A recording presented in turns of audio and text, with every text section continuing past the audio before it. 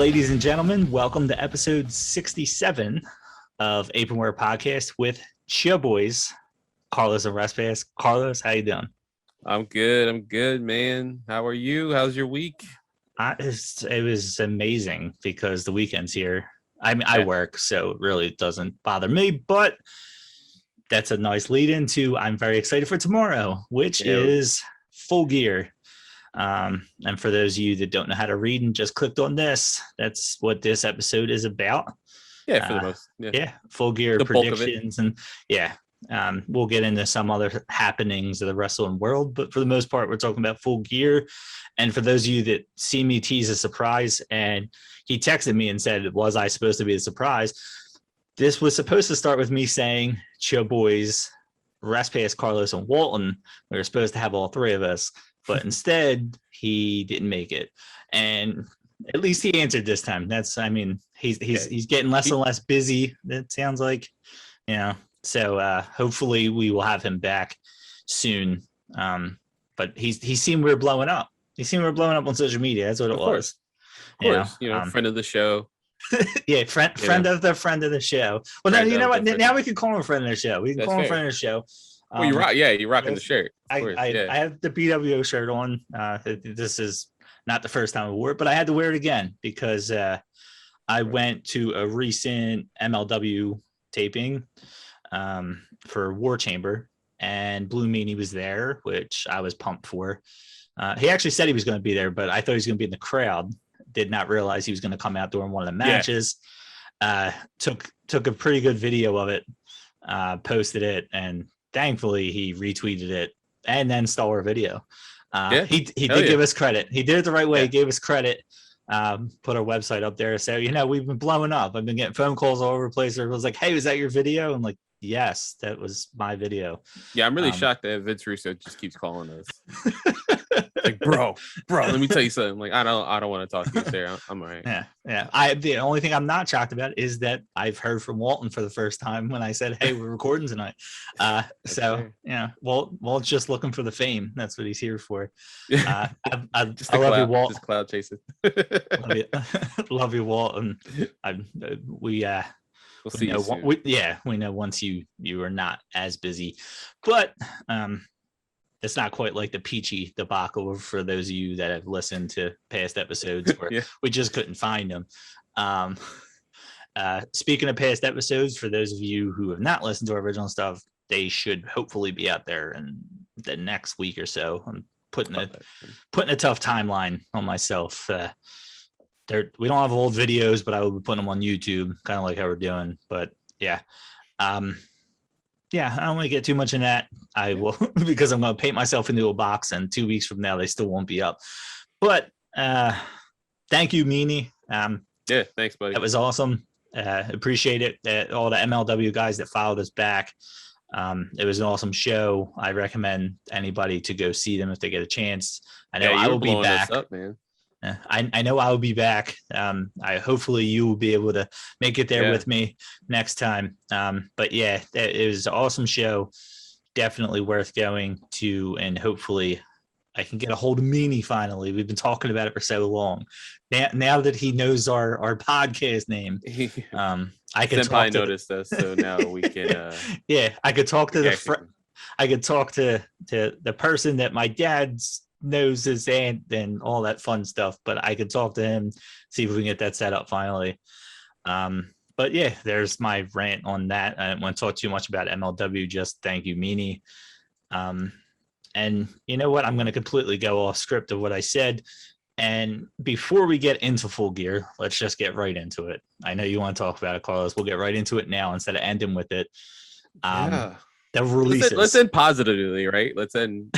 Yeah. I think we talked a lot about ROH last week. And it's literally our whole last episode, and who would know? Like a few days later, more wrestlers would become displaced. Yeah, that was so. I'll read this real quick because it does factor in at least for 5 of these. But I'm reading an article on WrestleInc.com from Mark Middleton. And the headline says backstage news on WWE releasing talent due to COVID-19 vaccine. Also, age also a factor, ? And more.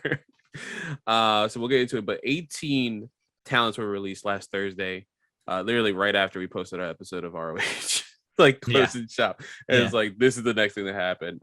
It was cited that the departures were due to budget cuts, which is bullshit. Well, you know, I mean, that's what they said officially, but I mean, you see the writing on the wall. They made hand over fist money these past couple of years randomly. It seems like bullshit.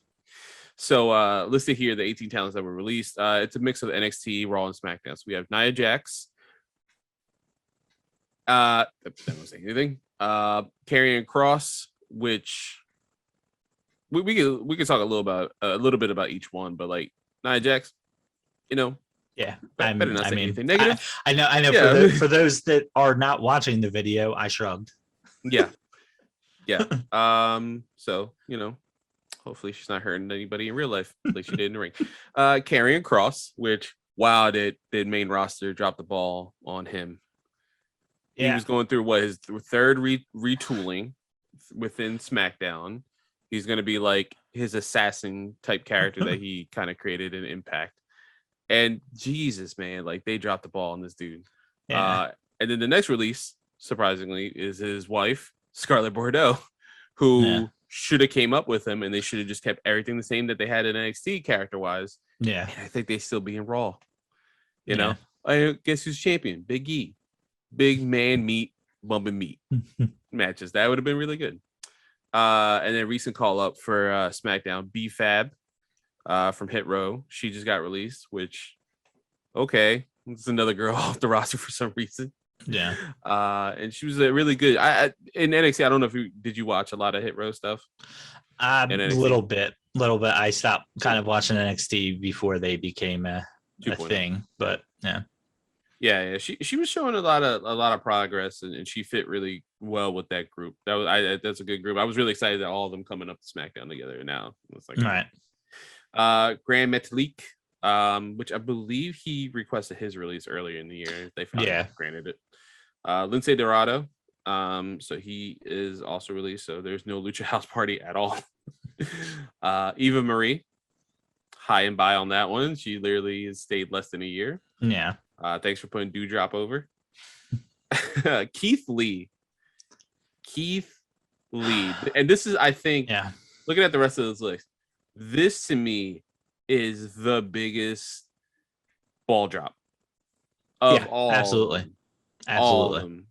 So this dude catches COVID like earlier this year after getting called up to the main roster, and you know, almost dies. He's out for like 6 months recovering.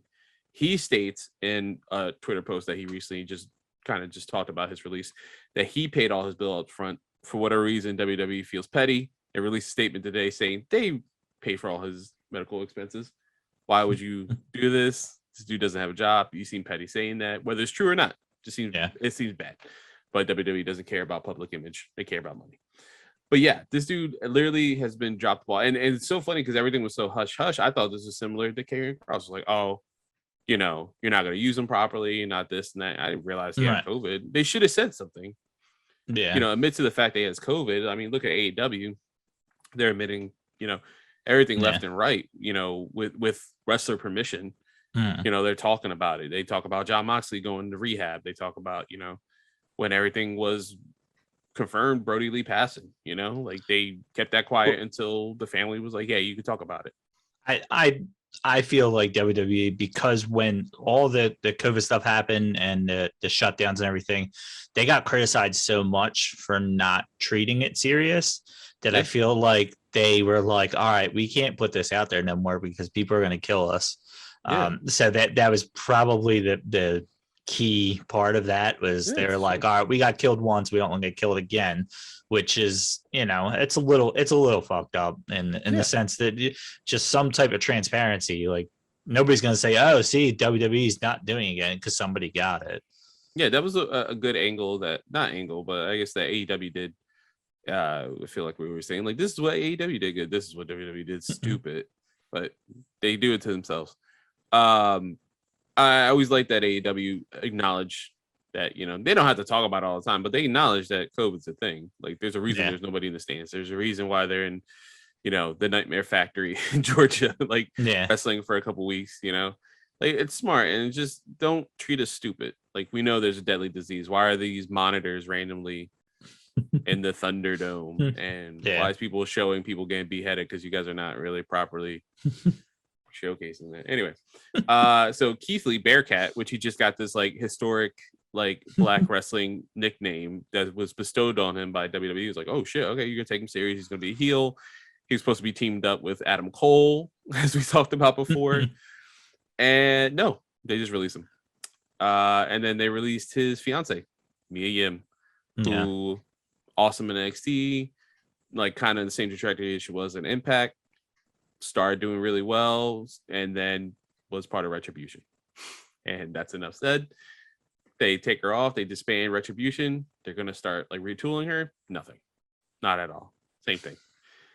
And then this was another like high and buy on this one for this year. Harry Smith. Yeah. He's fought his claw. I don't want to say fought, but like clawed his way back to WWE after all like the steroid stuff in the early 2000s, all that stuff, like finding his way with, Archer over in New Japan, and I can't think of the other promotion, but like they did their thing over there. Yeah. And now coming back to WWE, and like he wrestled one dark match on the return show of SmackDown, and then just released. Like, why even bring him in? This is so weird. Yeah. And then Oni Lorcan from NXT. So like Pete Dunne has no group. He has no group anymore. He's just by himself. Frankie Monet, who's also known as Taya Valkyrie, that was the longest. She is still the longest reigning Impact Knockout champion. Like, held pretty much every woman's title in wrestling other than WWE stuff. And that's where the headline comes in with the age. Apparently she's 38. Yeah. I honestly, out of all the cuts, she was the most surprising to me. Purely because Keith Lee was getting repackaged when they brought him up. The Limitless gimmick is enough on its own, and to have to repackage a guy like that you already pushed against the main roster when he was in NXT, I didn't get. So with his time off and everything, it's shocking from a talent standpoint, but like it's not shocking. The Karrion Kross thing, the same thing. You seen Scarlett was not up there. Who knows if they said we want to work together? They said no. You know what I mean? You really don't know the ins and outs of a lot of these releases. But the Frankie Monet one, Ty Valkyrie, whatever you want to call her, that one, the fact that they put her in NXT to start with, I thought was a little weird. With Morrison being in Raw, right? Yeah, and to get rid of her, I mean, I felt like she was somebody that could come in. I know they want people to learn their way of wrestling, and they don't want to, in their minds, nobody knows who she is from a WWE crowd standpoint and stuff like that. And I guess I get that a little bit, but I don't know. That one was the biggest surprise. Yeah, having that veteran talent, and there's so many women that got released in this round of releases. Like, dude, you kind of need these people. Like, I don't understand what you're doing. But that shows that age thing is not just a rumor. It seems clear as day that that's the road they're going. I don't know how old Scarlett is. I know there was some reason they did not bring her up. But she fits the mold of what they want. So that one was a little surprising to me too, that they never brought her up in the first place. She can wrestle, and then she. But even if she can't, I mean, they've shown that they'll take. I know character over everything. Yeah, and I know that they have very talented women's wrestlers. It's not a knock on it. Oh yeah. But aside from the top wrestlers, for the most part, they want eye candy, and that's what Vince likes, and the fact that that's what she is. I mean, they did not put her up there with him from day one. Did not make sense to me. Scarlett, to me, always felt like the evolution of where WWE was kind of going with like Trish. Like Trish Ashley, where you have like, oh, she is just eye candy, and she's like, no, I want to learn how to wrestle. I want to do this. And then by the end of her career in WWE, she's like one of the most regarded, like best wrestlers in WWE, women's wise. Right. And then Scarlett feels like that natural evolution to what that was going for, right? Like, she is this like what she calls herself, a smoke show. And then like she can also wrestle. It's like, oh, this is good. You're multi-talented, multifaceted. Yeah. But yeah, Frankie Monet, that's a huge loss, and she's the one I'm looking forward to see where she goes. And part of me, I'm like, because she could end up in AEW, but as well, I think I retweeted. I didn't tag us in the tweet from my personal account, but MLW just announced women's championship. And you said they had some women's matches last week, so like they're starting to build that division up. Yeah, that's a perfect place for her. Yeah, I would not doubt that they snatch up some of them for their ever growing women's division. Between them and ROH, yeah, it sucks because what just happened to it, and I think that's what makes this hit a little bit harder right now too. Is you're talking about potentially one less place for them to go to, and in a weird way, this is the whole 2.0 thing that's happening. That's what this is. This is we don't want indie guys. We want to go in a direction. That's why Keith Lee is surprising, because Keith Lee fits that mold of what they want to do. So that WWE's proper, absolutely. So, but like that was weird. But like the Karrion Kross thing, I will admit I don't get it. I don't get him really as a wrestler. I'm not a You're not huge the fan of his. Who said that to me, which is surprising. I get him. Like I get the idea. He's so, but like I like the idea of him, especially in NXT. I felt like that was a natural progression of where he was in Impact. It was like, oh, this is like a new evolution for you, and I like where it was going, but it's just so shocking. Like those few like veteran talent. Like what was happening here? Like you can obviously see that like Triple H had an idea, and now Vince coming in with 2.0 just kind of like and we talked about this last week. They were like, AEW's out Indiing us, so we're done with that. And that's and honestly, you would have seen more names had contracts not be ending soon, and I fully believe that. I think you would have seen a Kyle O'Reilly on there had his contract not be ending. I think you would have seen. Because he's treading water, where he was before. Yeah, I mean, I don't know when Ciampa's contract's up, but like, I think all these guys are on their last legs there. I don't see many of them getting called up, no matter how many rumors we see. I don't see it. They don't. There's a reason why Vince let them stay in NXT. I mean, in reality, it just is. Yeah, because Kyle and Gargano wrestled a dark match last Friday on SmackDown. I guess to have some eyes on them, the main roster wise. But I mean, I posted this on Twitter. I wouldn't have done it. I mean, I would obviously you do the job, but like same thing with Cole. We like pitch me whatever you want.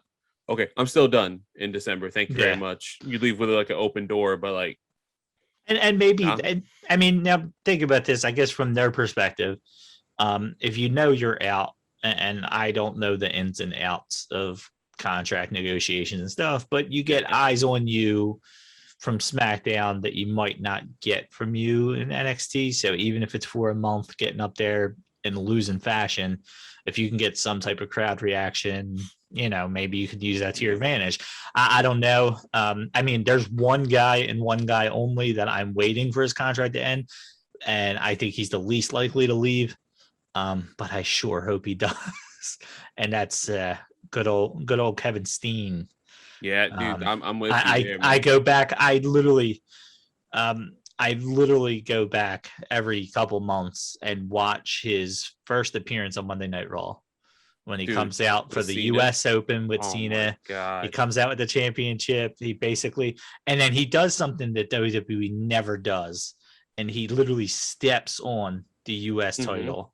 Like he basically says, nah, NXT's it. Not and they don't normally allow stuff like that there because they don't want them to treat like something's lesser than. And then he beat Cena in their first match. Yeah, clean. As NXT champion. And what happened with him when he first went to NXT, the whole him and Sami Zayn, where Sami Zayn finally was the championship, and then he power bombs him on the apron, and then the next he knocks him out, Like it's a ref stoppage. He wins the title by ref stoppage. After Sami Zayn just finally wins the title, his first defense on a takeover, Kevin Owens wipes the floor with him, and Kevin Owens right now could be that in where Roman Reigns is. I mean, he's got that potential to be the focal point heel of a show, and and he was so good with Jericho and so good with Sami, and then they gave him the stunner and made him a fan favorite, and that's not him. Yeah, he's a fan favorite because of his heel work. Like that's why we love him. Yeah, I mean, he puts on great matches, and like literally, if he walks away right now, there's nothing bad about his WWE run. Like there could be lulls, but even still, I mean, Universal Champion, multiple like IC title, right? Yeah, thinking about the IC title, right? Universal, US, NXT, like one of the greatest debuts on main roster and NXT, like you said, like 5-star matches in my point of view. Like that Thunderdome one was that last man standing or hardcore match or whatever with Roman. Yeah, that was so good. That was such a great match, and like even Roman winning, like I knew that was gonna happen, but like wow, he told a great story, and like his recent heel turn, all the teases like of Big E calling him was like this ain't Mount Rushmore, alluding to the PWG group and. And this, I'm assuming this is to appease him because they I don't think they want to lose him. I think Vince likes him too. He's not their top tier, but he's that guy that you can rotate through the top tier. Mm-hmm. I mean, they're not using him like a top tier. I believe he should be, but I they agree. rotate him through the mid card and an upper card where I think. Yeah. They like him as one of their staples, and I don't think they want to lose him. And they probably know he prefers to be a heel because he's just better as a heel. Yeah. And I hate to say all this, I wish when we're talking about releases. And I can only hope, and I said this when it happened, that a lot of them asked for it. I can only hope that a lot of them are relieved that it happened. Because there is an alternative, and there's multiple alternatives. The money is apparently the best it's ever been, for them. So at least on that side of it, I hope that there's not many of them that are sitting there disappointed. I believe that Taya Valkyrie, more than any of the other ones, is probably upset because she was there with Morrison and yeah, it was one of those weird things where like I didn't think she was going to come to WWE, and when those rumors started up, I was like, I don't see that happening. Yeah, because I assumed the same. Like her husband's in the main roster, she'd go, and they usually keep them together. She'd shoot up to the main roster, and she appeared on NXT. I was like, oh, I'm really happy about this then, because you get some good matches now with 2.0, and at the end of this, like I'll talk about the rumors of like what 2.0 is requiring now for some wrestlers, like rumored, but. Yeah, let's keep going. I'm going to finish up here. So we have Ember Moon. Yeah, that's another kind of surprising one too. She's been treading water since Shotzi was taken away from her. Yeah, I feel like if any of them are AEW bound, I feel like she is the most likely AEW bound. Yeah. I would like to see Taya and Ember go over there. I would veteran talent. Yeah, I would prefer to see them, but I think she's the most lock out of any women, men, anything. I think she's the biggest lock to probably end up on AEW. Yeah. And then these next ones are newer people to NXT 2.0. Like we have Trey Baxter, Jesse Kamea, Jeet Rama, Zeta Ramir, and Katrina Cortez. They all they were part of like NXT before, and then they kind of like were a little bit more focused in 2.0 because started building new stars. So their releases, I think, are part of this new initiative. It's been rumored in NXT now that Vince and Pritchard are involved. You have to prove yourself. There's an evaluation every 6 months on your development. And if you're not up to snuff, you're gone. So you get like a 6 month like report card in 2.0. And if you're not up to snuff, Vince is like, you're out. Go do so. Go do so. You gotta like constantly improve. So that's I mean, that fire can, produce really good things a lot of times in wrestlers, or sometimes it could not be worth it at the same time. Like maybe that wrestler needs 8 months to improve. Well, you gave him 6 and you're telling him he's gone. Yeah. Now, MLW grabs him and he's like, well, we'll keep him for like another 6 months. And like, oh, look, he's our open weight champion, like, yeah. And he's proved it.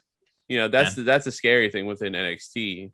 And out of the 18, it's been rumored that only like 5 of them are COVID based. Like they wouldn't get the vaccine. So, I mean, I think the only one that's been named is Nia Jax. Yeah. And I think didn't she even refute it? I believe so. Yeah. I think she's refuted it. She seems to be in good spirits. Yeah. I mean, she made a joke about like, was it Shayna Baszler beating her up and stuff recently and stuff. I think she was up. I think she was only upset because I think she was having mental issues, or she went on mental leave. Yes. So she was upset that they were blaming it on COVID or the vaccine when it, and who knows? I mean, like I said, I can only hope that most of them asked for it or are happy with it. I know Jordan Grace was a big like F you WWE. It's messed up that you fired couples. That was that was her biggest thing, was like, how are you going to fire a couple? Like, they rely on these paychecks and now you screwed both of them. Yeah. I mean, I guess they get paid for the 90 days, right? So at least they're being paid to not do anything. That's true. But yeah, you can't, from what I can gather, right? Like they can't even like entertain like any bookings whatsoever. Yeah, like, and I think Scarlett can, but like unless you get special permission. I'm sure their base salary is not anything close to what we hear. I think a lot of what we hear is dependent on them wrestling and stuff. So I'm sure these 90 days, other stuff, I'm sure the 90 days are not treating them as well as if they were still wrestling. So and look at the other thing too. You were mentioning like a lot of people going to the indies now are making a lot more money than they did back in the day. I mean, you have avenues like Pro Wrestling Tees, like you can sign a thing with that and sell t-shirts there. You can do all this stuff. And look at Cardona, just like constantly he's in Beyond Wrestling, GCW, Impact. Impact's like his main contract thing, but he's able to do these outside things. He sold his gear from his GCW title win against Nick Gage. And he said he made more money selling his bloody gear than he ever made one night in WWE. That's insane. Yeah. Like I don't know what's the bad part about that. That someone has some other man's blood clothes, or the fact that he made more money doing that than he ever did. No. And the dude still has glass in his body from that match. But yeah, that's we wish everyone the best, as we did before with the ROH thing. I reiterate what I said in that episode. If ROH was still a thing, man, what a boon of talent would have been open for ROH to scoop up. Yeah. Yeah. The one beautiful thing, and I know this is the issue with WWE, is they signed all these guys and they don't have the time to fill in with all of them. AEW has been very good with bringing guys in, letting them wrestle even if they're not under contract. Daivari is wrestling tonight. Ari Daivari. Yeah, he's wrestling Dwayne Martin on Rampage. There you go. So yeah, they bring guys in. I mean, they've been screwed by it. I forget who signed with WWE after he wrestled a couple of dark matches. Then he signed with NXT UK, I think. You're right. I cannot think of who that was. Oh my God! Yeah, no, I can't remember the name. I can see him too. I can't remember the name. Yeah, no, you're right. But like they've done it with young unknowns. They've done it. I mean, I just seen Warhorse, who I guess is with MLW. I don't know. Yeah, he does a lot of stuff with MLW. But he just did a dark match, right? AEW dark. I mean. Yeah. But he wrestled Cody for the TNT title. Again, another guy I don't quite understand. Yeah, but like a Danhausen. Yeah, he got booed. He got booed like crazy. I love Orange Cassidy. I don't get the Warhorse. I was talking while we were watching. I'm like, I don't. He just don't headbang enough for me. I guess I don't know. It's really slow. It's way too like. Yeah. I don't know. I feel like he's not committed enough for me to commit to him as a character. That's funny. That's someone who's gotten himself over too. Yeah, like he got himself so over that Cody added him to his TNT title matches. And another name which we'll get to is Eddie Kingston. I mean, I don't know if you read that article that he is like talking about his early life and stuff, but like him just making noise in the independents, Cody was like, I'll wrestle him. And now he's like one of the most biggest matches we have this Saturday. Yeah. Okay, well there you go. Nice lead in. Let's get off that. That was a nice half an hour of non-full gear. So now let's get into full gear. And nice segue into that. We will eventually get to Kingston. We'll eventually get to all of them. I'm sure we'll tie them in. But Walton, although he's not here, is here in spirit because I have his predictions for the matches. So we'll go through them one by one. We'll say who we want to win. This first one, we don't have to spend a whole lot of time on. I will start with the buy-in match, which we were thinking of recording Wednesday, and then we didn't. And I'm thankful because I think the buy-in got at it, and one tag team match got at it that night. So as much as I hate recording the night before because it doesn't give people enough time to listen, that's why I'm going to work on this as fast as I can tonight. We're giving you like 20 hours to listen and watch. Yeah, I will. I'm looking at you. You better do it. I will be working on this literally the moment we get off of here tonight to try to get it out as soon as possible. But we will start with the buy-in. Nyla Rose and Jamie Hayter versus Thunder Rosa and I don't even, dude, everybody says their name different. Hikaru Shida. So what are your I guess we'll start with your prediction. We'll go over predictions, then we'll talk about the matches. Thunder Rosa and Shida winning. I think it's gonna be a decent match too. Like I think it's gonna be a good opener. I tend to agree, and that's where I'm saying. And Walton went the same way. I think clean sweep. I think honestly, I think this might lead to a Nyla Rose TBS champion, right? Because this is the final four, right, for the TBS championship. She could, because it's was it Hayter against Rosa and then Rose against Shida. Oh no, it must not be final four. They're down to 8 now, right? That's right. No, it's not because they had the buys. That's right. I was gonna say I feel like there's people missing. There is. Because Cargill is still in there. That's right. So is Ruby Soho. This is very random, but do you think that title tournament is leading to the first episode of AEW on TBS? Yeah, I think so. I think they're part of me would be like, do it on like a pay-per-view, but at the same time, like you're about to debut in January. Why not? I think just wait? That's why you're not having. That's why I thought we were already at the final four. I mean, I feel like if this was any other tournament, we would have already seen enough matches, and you probably see a couple of the matches on this pay-per-view, and you don't. I think it is to draw it out for that reason, but that's fair. Yeah, I don't see the heels winning in this. I think Rosa and Shida, especially the buy-in, they'll probably, you could showcase Rosa and Shida to a lot of people, and and the only way I could see the heels winning is if Serena Deeb comes out and continues her feud with Shida. Yeah, like cost them the match for some reason. But other than that, I think they're gonna win clean. Yeah. Okay, that was about more time than I expected to spend on that match. No knock on them. It's a random throw-in buy-in match. That's all. With 4 of the 8 remaining participants. It tells. I mean, thank God it's a women's match. I'm very excited for these 4. Yeah, but it's definitely thrown together. Yeah, and honestly, it's fine. It doesn't need storyline wise. I mean, there's 2 good guys, there's 2 bad guys. Yeah, everyone wants a title. And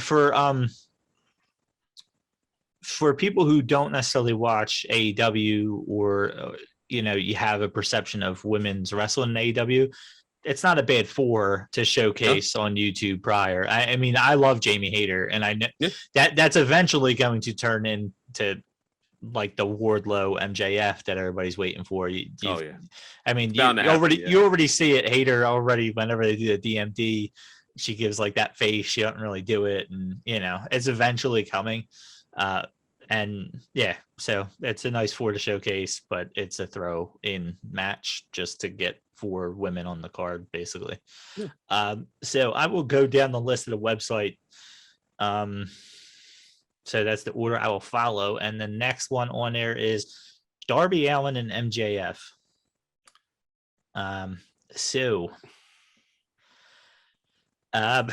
Yeah, I mean, this is difficult. Yeah, I mean, anytime I see MJF wrestle, it's a pleasure to watch wrestle. Yeah. I mean, he doesn't wrestle quite as much as everybody else, and I like that about him.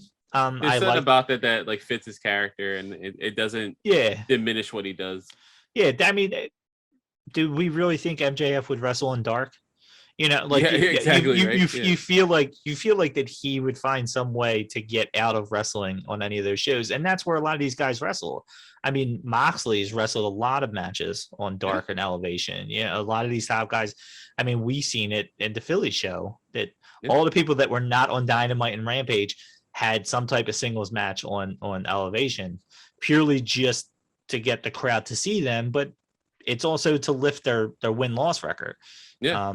And MJF, I'm assuming the moment they finally push him to a title, you'll see him wrestle more. But until that happens, there's no reason to. Yeah, he's definitely the golden goose. Yeah, I think out of the four pillars, and I like that they're phrasing this as like it's 2 pillars of AEW like going against each other. So I'm gonna say MJF. I feel like he needs to win more than anything because he literally just lost to Jericho. Yeah. Like I think he needs that win back. And especially because how I have predictions for the end of the card that I feel like he would fit in very soon.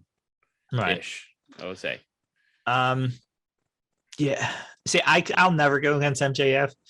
I don't see Darby winning. I think Darby's the perfect guy to lose most of these pay-per-views because it doesn't hurt his character to lose, and that's what I love about his character is that he still looks like a threat in losing because he's a glorified stuntman. I mean, he's not. He has some wrestling. It's the second ability. coming of Jeff Hardy. Yeah, he has some wrestling ability, but he's a stuntman. He's there to give big spots and all that stuff, but you just never have to worry about drug or alcohol with him. No. I don't think so, at least. Yeah. But Walton also said MJF, so I have a feeling there's going to be a lot of the same answers. I know a couple of his is different than mine's looking at them, but this MJF he has 2. I just outside of a Wardlow turn, I don't see MJF losing this match. I just don't know how they could justify him losing it. Like you said, he just lost to Jericho in the last pay-per-view. Yeah. He can only say he hasn't lost cleanly for so long. And I guess this would be the perfect time that you have Wardlow screw him and he could still say it. But I just don't see he wrestles so little, it's so hard to see him lose back-to-back pay-per-view matches. So we will move on because I think we know that's kind of clear cut. Yeah. Then we have the Falls Count Anywhere, the Jungle Boy, Luchasaurus, and Christian Cage against the Super Click. Yeah. So what's your thoughts on that? I think the Super Click's gonna win. Yeah. Mind the pregnant pause. But yeah, I think the Super Click's gonna win. I mean, Cole's been on a roll. This is I feel like how we just said like Darby Allen like doesn't necessarily need a win. I feel like Jungle Boy needs more wins. I think his kind of line the balance of that because I would consider him one of those pillars of like building up AEW, and I think he needs wins. So I would like to be wrong because obviously, look. The Young Bucks are the EVPs. They don't need to win. Mm-hmm. and I can see themselves not putting themselves over. But Cole is new. He has won a lot though too. At the same point, Yeah. You know what?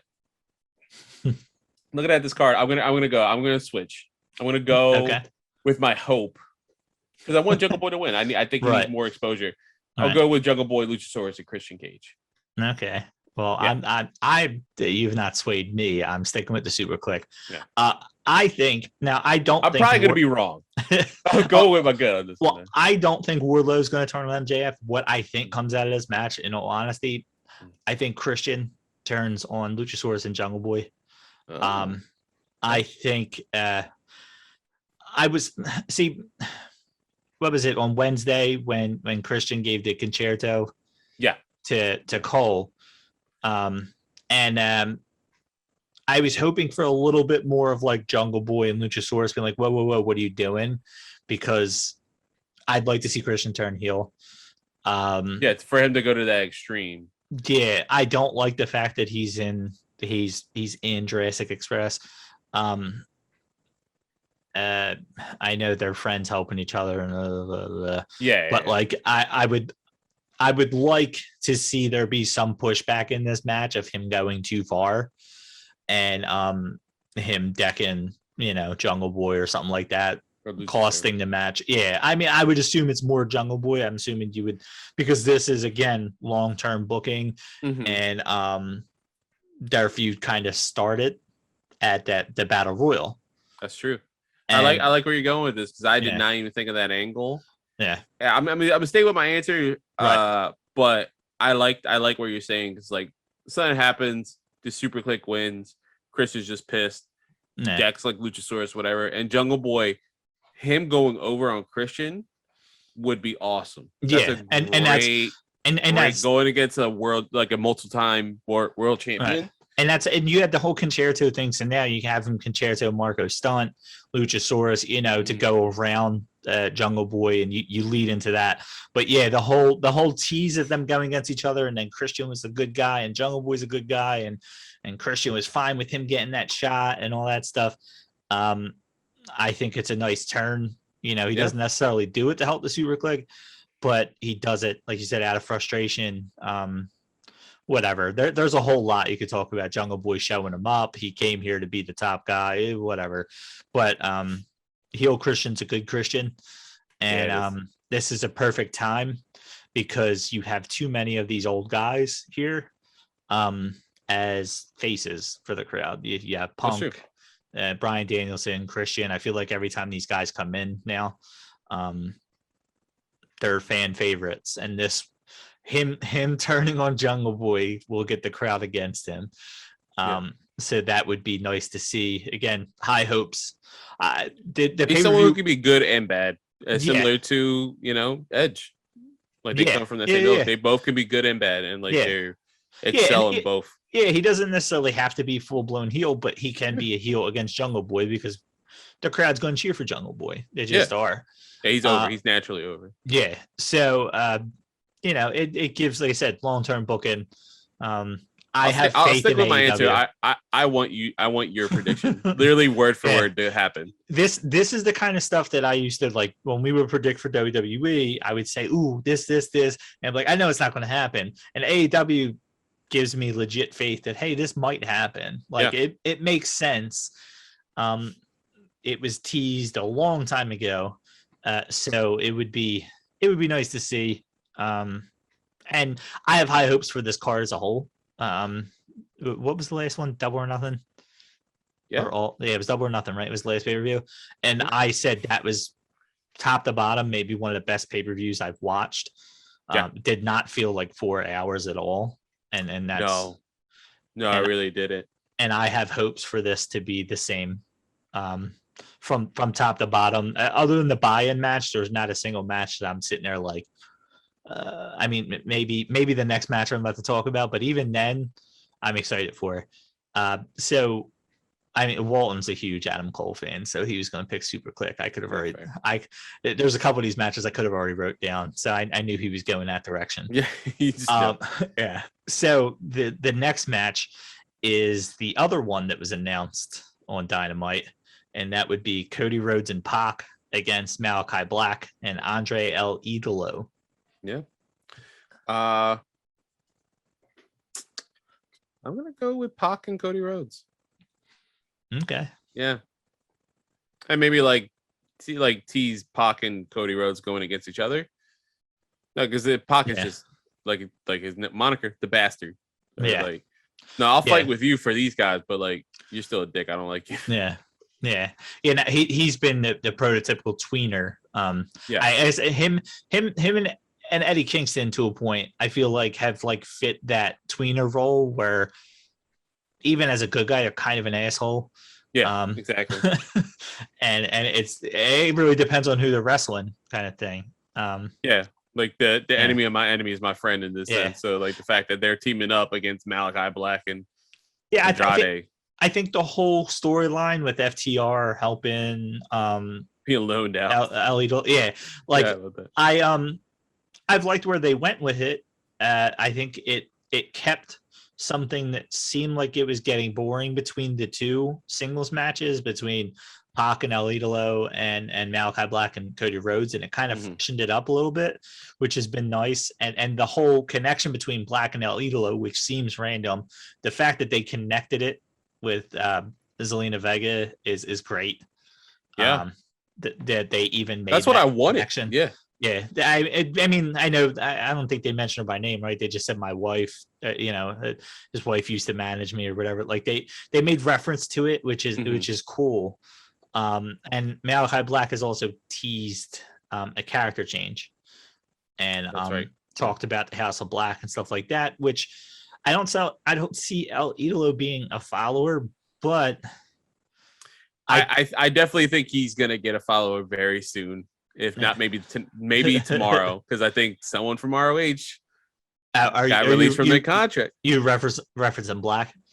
Yeah, I think. But I think El Idolo, I could see him joining the House of Black for the time being. Yeah. Because I don't think they're pushing him yet.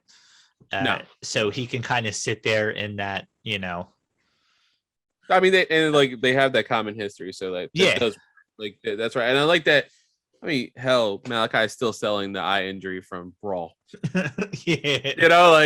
This dude's still full in, and it was you don't work for that company anymore. It was history's history. And I mean, you could say it, Brody King, right? Brody King, yeah. That's yeah. Now, see, and that's I guess the beauty of it is they could be the House of Black, and he's got a tag team history with Brody King. So Malachi Black doesn't need to be PWG tag team champions too. Malachi Black does not need to be the top singles guy in that group. He has his tag team partner. El Idolo can be the top singles guy in there. And my guess is you throw another in there. I was actually thinking FTR might turn on the Pinnacle and join them. And that you have kind of the 4 ex WWE guys that are proven against it kind of thing. That would work. That would work really well too. And the fact that Black talked about a character change, FTR could fit under that if he kind of goes a little bit more in the suit, out there with the Elu. Yeah. 100%. So yeah. I think Pac and Cody win. I think especially more the win for Pac, less for Cody. Not that I hate him. I think actually that last promo actually really sold me on his recent character thing. I know the crowd's not really sold still. Yeah. But that recent, after doing the whole thing with Arn against Buttwood by his students and stuff, he's yeah, okay. Yeah, I like that. Yeah, I mean they knew they needed to do something to get the crowd at least partially back on his side. I think you will see Brody King. Yeah. And I think it'll be one of those he comes out after they lose kind of situations. Okay. I've been on the fence on this match because I'm so up in the air, but I think you see Cody Rhodes and Pac win. I think you probably see Cody Rhodes go over Black to finish it. To finish that whole feud. Maybe. Yeah, and then I think it continues it because I think that's when you get Brody King out there. Fair. So, but I think that happens post match. So I'm with you on Pac and Cody Rhodes. What does Walton got? He went with Black and Idolo, which I mean that's one that could go either way, and I'm not upset. Yeah, and I mean, honestly, looking at the 4 matches we already said, the buy-in I think could go either way. I think the logical choice is the faces win on a YouTube show. MJF, I know we have a hard time seeing losing, but I could see either one of these tag team matches, the Falls Count Anywhere and this one, go either way, which is nice. I mean, you think the Super Click would win, but like you said, Jungle Boy is one of their guys. I mean, and it makes sense for Jungle Boy and Christian to go over in that type of match, as long as what I said doesn't happen. Yeah, but there's, I would say there's only 2 matches that to me I look at, and if the booking decisions go the in my mind the wrong way, I'm actually going to be upset, because I feel like there's logical steps. We'll get to them when we get to them. Yeah, and they kind of go hand in hand, if you catch my drift on that one. But yeah, there's 2 decisions, and I'm like, this is like a natural thing that I could see happening. And if it doesn't go this way, this is one of the few times in AEW I'm like, I'm actually not like, oh my God, I'm going to stop watching. Right. But I'm like, no, you missed the mark on this one. I want to see if I had to, hold on. So we haven't passed any yet, right? No. We haven't mentioned them at all. Yeah, no. So you said there's 2. Mm-hmm. Okay. I think I have the 2. I think I have the 2, and you tell me as we get to the matches. But I think I have 2 pinpointed, and I won't lie. I will tell you which ones I thought after you name them. Gotcha. So now I'm excited. I was already excited, but now I'm more excited. Yeah. So now we get to the Minneapolis street fight between the Inner Circle and they just call them American Top Team. I'm not gonna go. Yeah, I don't know why they separate Scorpio Sky at the page on this one. Yeah. This is a weird match, and not a bad match. I think it's gonna be fun. I think it's gonna be slightly cinematic because fucking Dan Lambert's wrestling. But well, I mean, it's a street fight, so I don't know the guy that he was trying to put in there, that was like undefeated in Bellator or whatever that they were trying to push. But my guess is he'll be out there. I'm going to assume that Van Zant will be out there. I assume you will see very, very little of Dan Lambert even. I'm sure. You might get a lot of him filmed right now. Yeah, you got a lot of him and Jericho, hitting each other off to the side. But like I assume for the most part, this match is going to be about Dan Lambert not getting touched until he does. And I think it's gonna be a pop, like, he went through a table again. Or something crazy. I don't see him getting touched. I think they'll have somebody down. They'll go to use them, and then as he's up there, I'm going to assume he'll be almost the same thing. And then before you know it, Inner Circle comes out. Jericho puts him through a table, makes him tap, something like that. I mean, I'm not even predicting. I'm just saying the Inner Circle is going to win this. I mean, I don't think we need to say anything about predictions here. Walton said Inner Circle too. The only way they don't win is if it puts over Scorpio Sky and Ethan Page. Like if those 2 individuals get put over, then I'm okay with it. But like if Jorge Masvidal or Junior Dos Santos go clean over like somebody, like, nah, I'm not gonna be super happy about it. It's whatever. This match is meant to embarrass Dan Lambert in front of the crowd. Oh yeah, and then he knows it. He knows it. He has nuclear heat, and it's so great. And that power bomb so that good. He did on Wednesday, he's so good at it. Oh man, he has that Vicky Put Guerrero. Put him in the walls of Jericho. Like, it's a Boston Crab. The best. I wanted to see him put his knee in there. Oh my god! Yeah, I wanted to see it, but Jericho probably can't bend that way.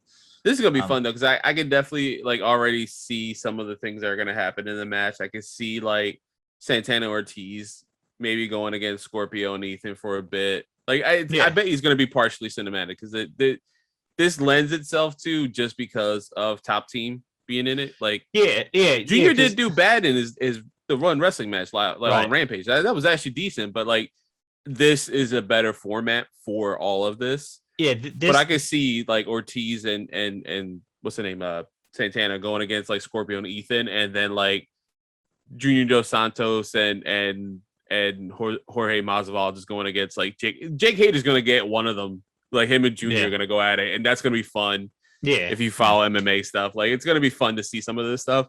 I think this is one, like, if you know the match is about to happen, ladies and gentlemen, go get a beer, go get some more popcorn, whatever you're eating, wings, and just sit down and get ready. Because I think you're gonna have fun. I think this is gonna be a fun match. Yeah. Yeah. At the end of it, but like Inner Circle is winning. And that's, I mean, you look at the card. There's 9 matches on the actual show, and for argument's sake, this is one of the 2 matches where you're like, I don't know. I mean, Inner Circle has gotten somewhat stale to me. Yeah. I mean, they haven't even been used. Like, yeah. How critical have I been about that? Yeah, as I mean, most can. I mean, they went from Jericho as champion and all this stuff down to where they're at, but this was the perfect feud for them. Because of the fans singing with Jericho, and Jericho still is who he is. Sammy is over. Like crazy right now. Champion, I've been begging for this for Proud and Powerful to finally get into the tag team hunt. I mean, not necessarily become champions, because I don't want to see Lucha Brothers lose the titles for a while. Same. But it's no different to FTR wrestling them later in the night. It's another top tag team to put out there in that picture, and I would get exposure still, which is nice. I mean, like, I would like this to become, finally separate. But this is the perfect spot for the Inner Circle. Like I said, this is like, in my mind, this is the bath. I don't want to call it a bathroom break, because I don't think there is a bathroom break on this card, which is crazy, because when you look at anything else, there are bathroom breaks, and there's not here. No. But like, if you look at on the card, like, I don't any of the singles matches, I can't see something where you're like, I don't want to watch this from start to finish. The World Tag Team titles, you want to see from start to finish. The Falls Count Anywhere, I mean, it's got the Young Bucks and Adam Cole and Jungle Boy and Christian all in the same match. I mean, maybe the Cody Rhodes, Pac, and Malachi Black and El Idolo. That's the closest thing I can think That's the closest thing to a bathroom break match on the show. And that's why I said Inner Circle. And that it's purely because there's not much to it other than us wanting to see Dan Lambert get put through whatever. And it's gonna be a spectacle match too. That's the other thing. I truly believe some part of it is gonna be cinematic. Yeah. I doubt like the backstage stuff is gonna be live. Right. And that's fine. That's okay. I'm fine with that. That's why I said this is one that, like, make sure you use the restroom beforehand and then have a beer and just laugh. Just laugh. Come on, I'm sorry. Rampage is on right now, and this is probably not going to be the first time. I think Jungle Boy just beat Bobby Fish, and then Christian Cage came out and gave him.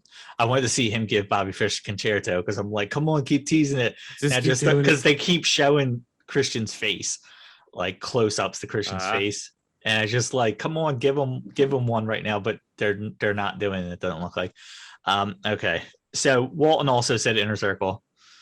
I think and this was actually one of the ones I picked for you to say. Oh, really?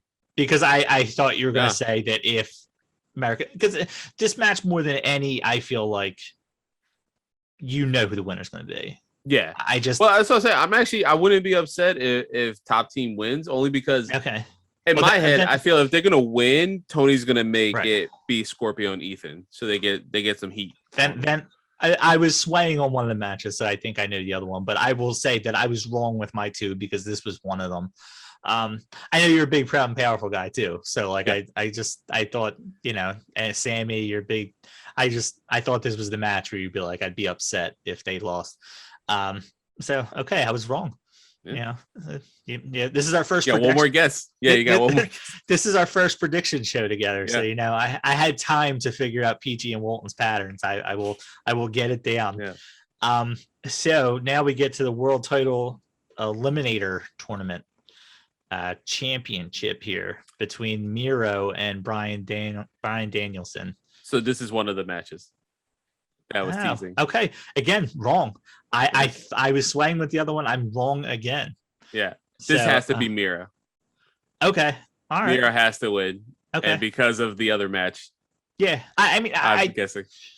I'm with you, and actually, this is Walton actually guessed Danielson, which I can see Danielson because I can see Danielson wrestling Hangman. I mean, I'm just gonna say it. I could see Danielson wrestling Hangman anyway. Oh yeah. But I think Miro is getting the spot that Moxley was going to have because Moxley, I think, was a slow heel turn. Yeah. And I think they were going to have a thing between him and Hangman. So I think Miro's getting the spot. Yeah. Which, I mean, that's a great loss. That's a great loss for Danielson to lose to Miro. Yeah. I think that's a good person to a real validating loss. He's been I mean his little montages or whatever you want to call them has been amazing, and all his little sayings and all his little sayings. I know the one thing that a lot of people said, and it like almost gave me chills when he says when I look up at you with anger, do you look down at me at fear? And it was just like, dude, like I think Cornette has been like all about Miro, and he's like, I wonder if he's writing his own stuff, because if he is, he's been on point, or he's listening to the right people. It's one or the other. Exactly. And either way, it's a great stuff thing. Is like, holy crap, WWE. Why do you not pay attention to this guy? I love the whole, like is it I gotta get under you to get, or over you to get under my wife and stuff like that. He's talking about yep. That's what did he say? He said those about little jabs putting out Danielson. He said, I'm going to upset your wife to pleasure mine, or something like that. It was like something like, it was just like, what? I always love that he mentions her in like these very sexual ways, and then knowing that like just random stuff that like it just has no validation for our show or anything, but the fact that like him and Lana talked about like they had sex on that tank from WrestleMania a few years back. I'm like, okay, you guys didn't have to talk about this out loud, but now it just keeps selling the fact that Miro's like, I love God. I beat people up in God's name. Also, I banged the crap out of my flexible wife. Okay, man, I get it. We all get it. I would love to see. I think I'd love to see Danielson pass out, not give up. Oh yeah, that'd be great. Yeah. I think that he even mentioned that. He said, "I'll trade my damaged neck for yours." I think he said on Wednesday. Yeah. So like, I'm sure that's going to be a big thing where he's going to work on his neck. This is going to be hard hitting. This is going to legit be like one of the gross matches. Like this one and another one are going to be like, oh my God, you guys just took each other to the limit. I think more than any match I've seen so far in AEW, I'm going to be worried about Danielson's health, because I think I think he's going to allow Miro to treat him like Lesnar. Yep. That was a scary match. Holy crap. I fully expect to see him get thrown around by Miro a lot during this match. And I feel like they know each other too well enough to be safe around each other, which is nice. When they have that rapport with each other outside of the ring, I feel like those matches are really good inside the ring. Yeah. But I mean, it just takes one little, one big German suplex, and him landing the wrong way. That's the whole Lesnar John Cena, the 8 billion suplexes, where like you're just like, dude, how did he not get hurt? Because he landed weird on like half of them.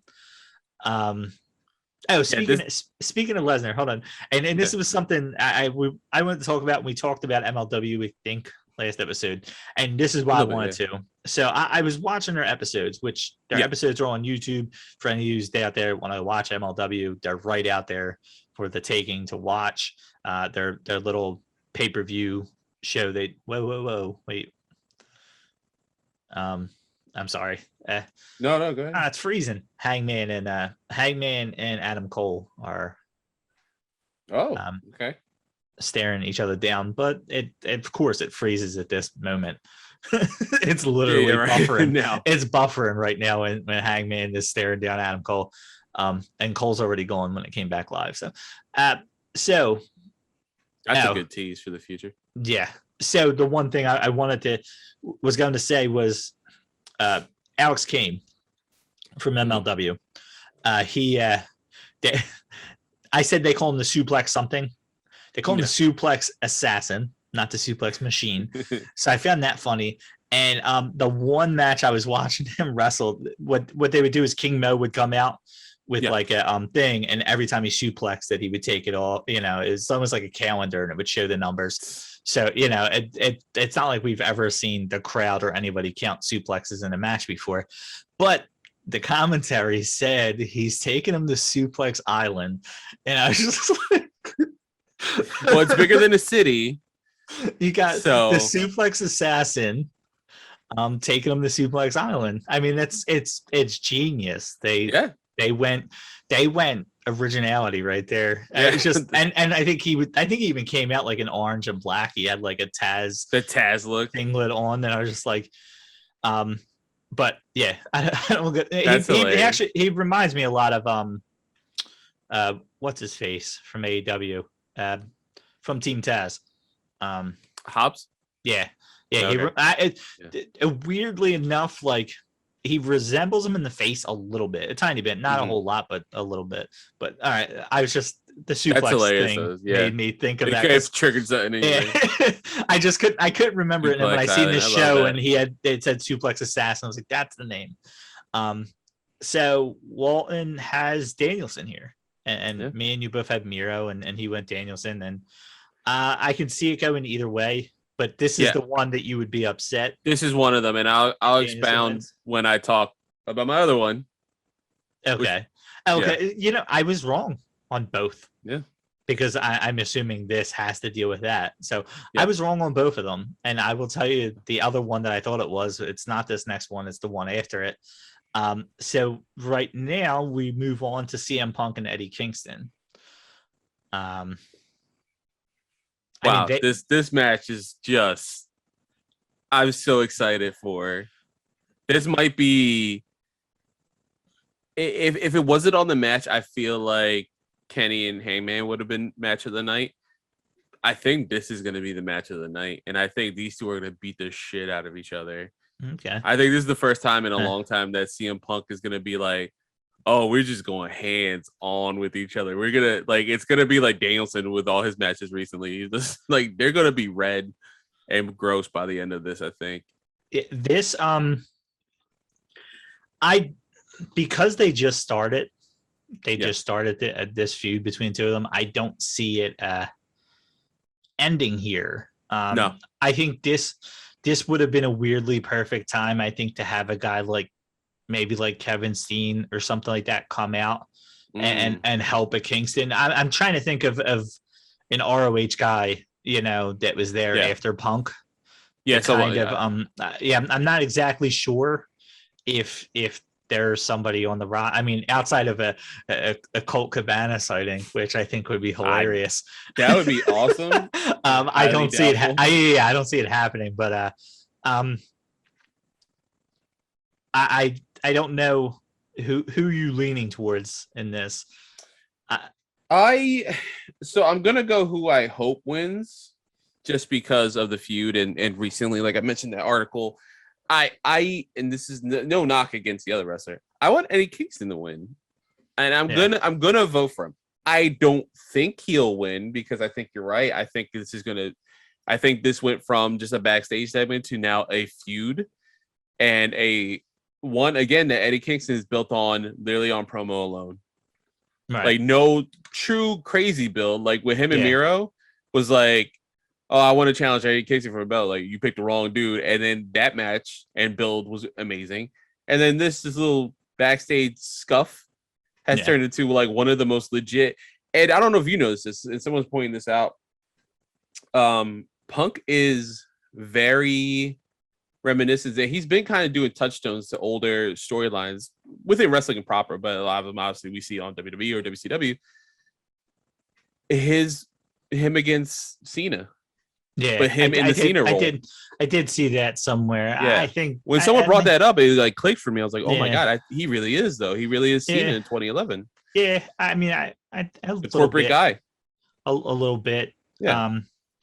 I think there's definitely correlations there.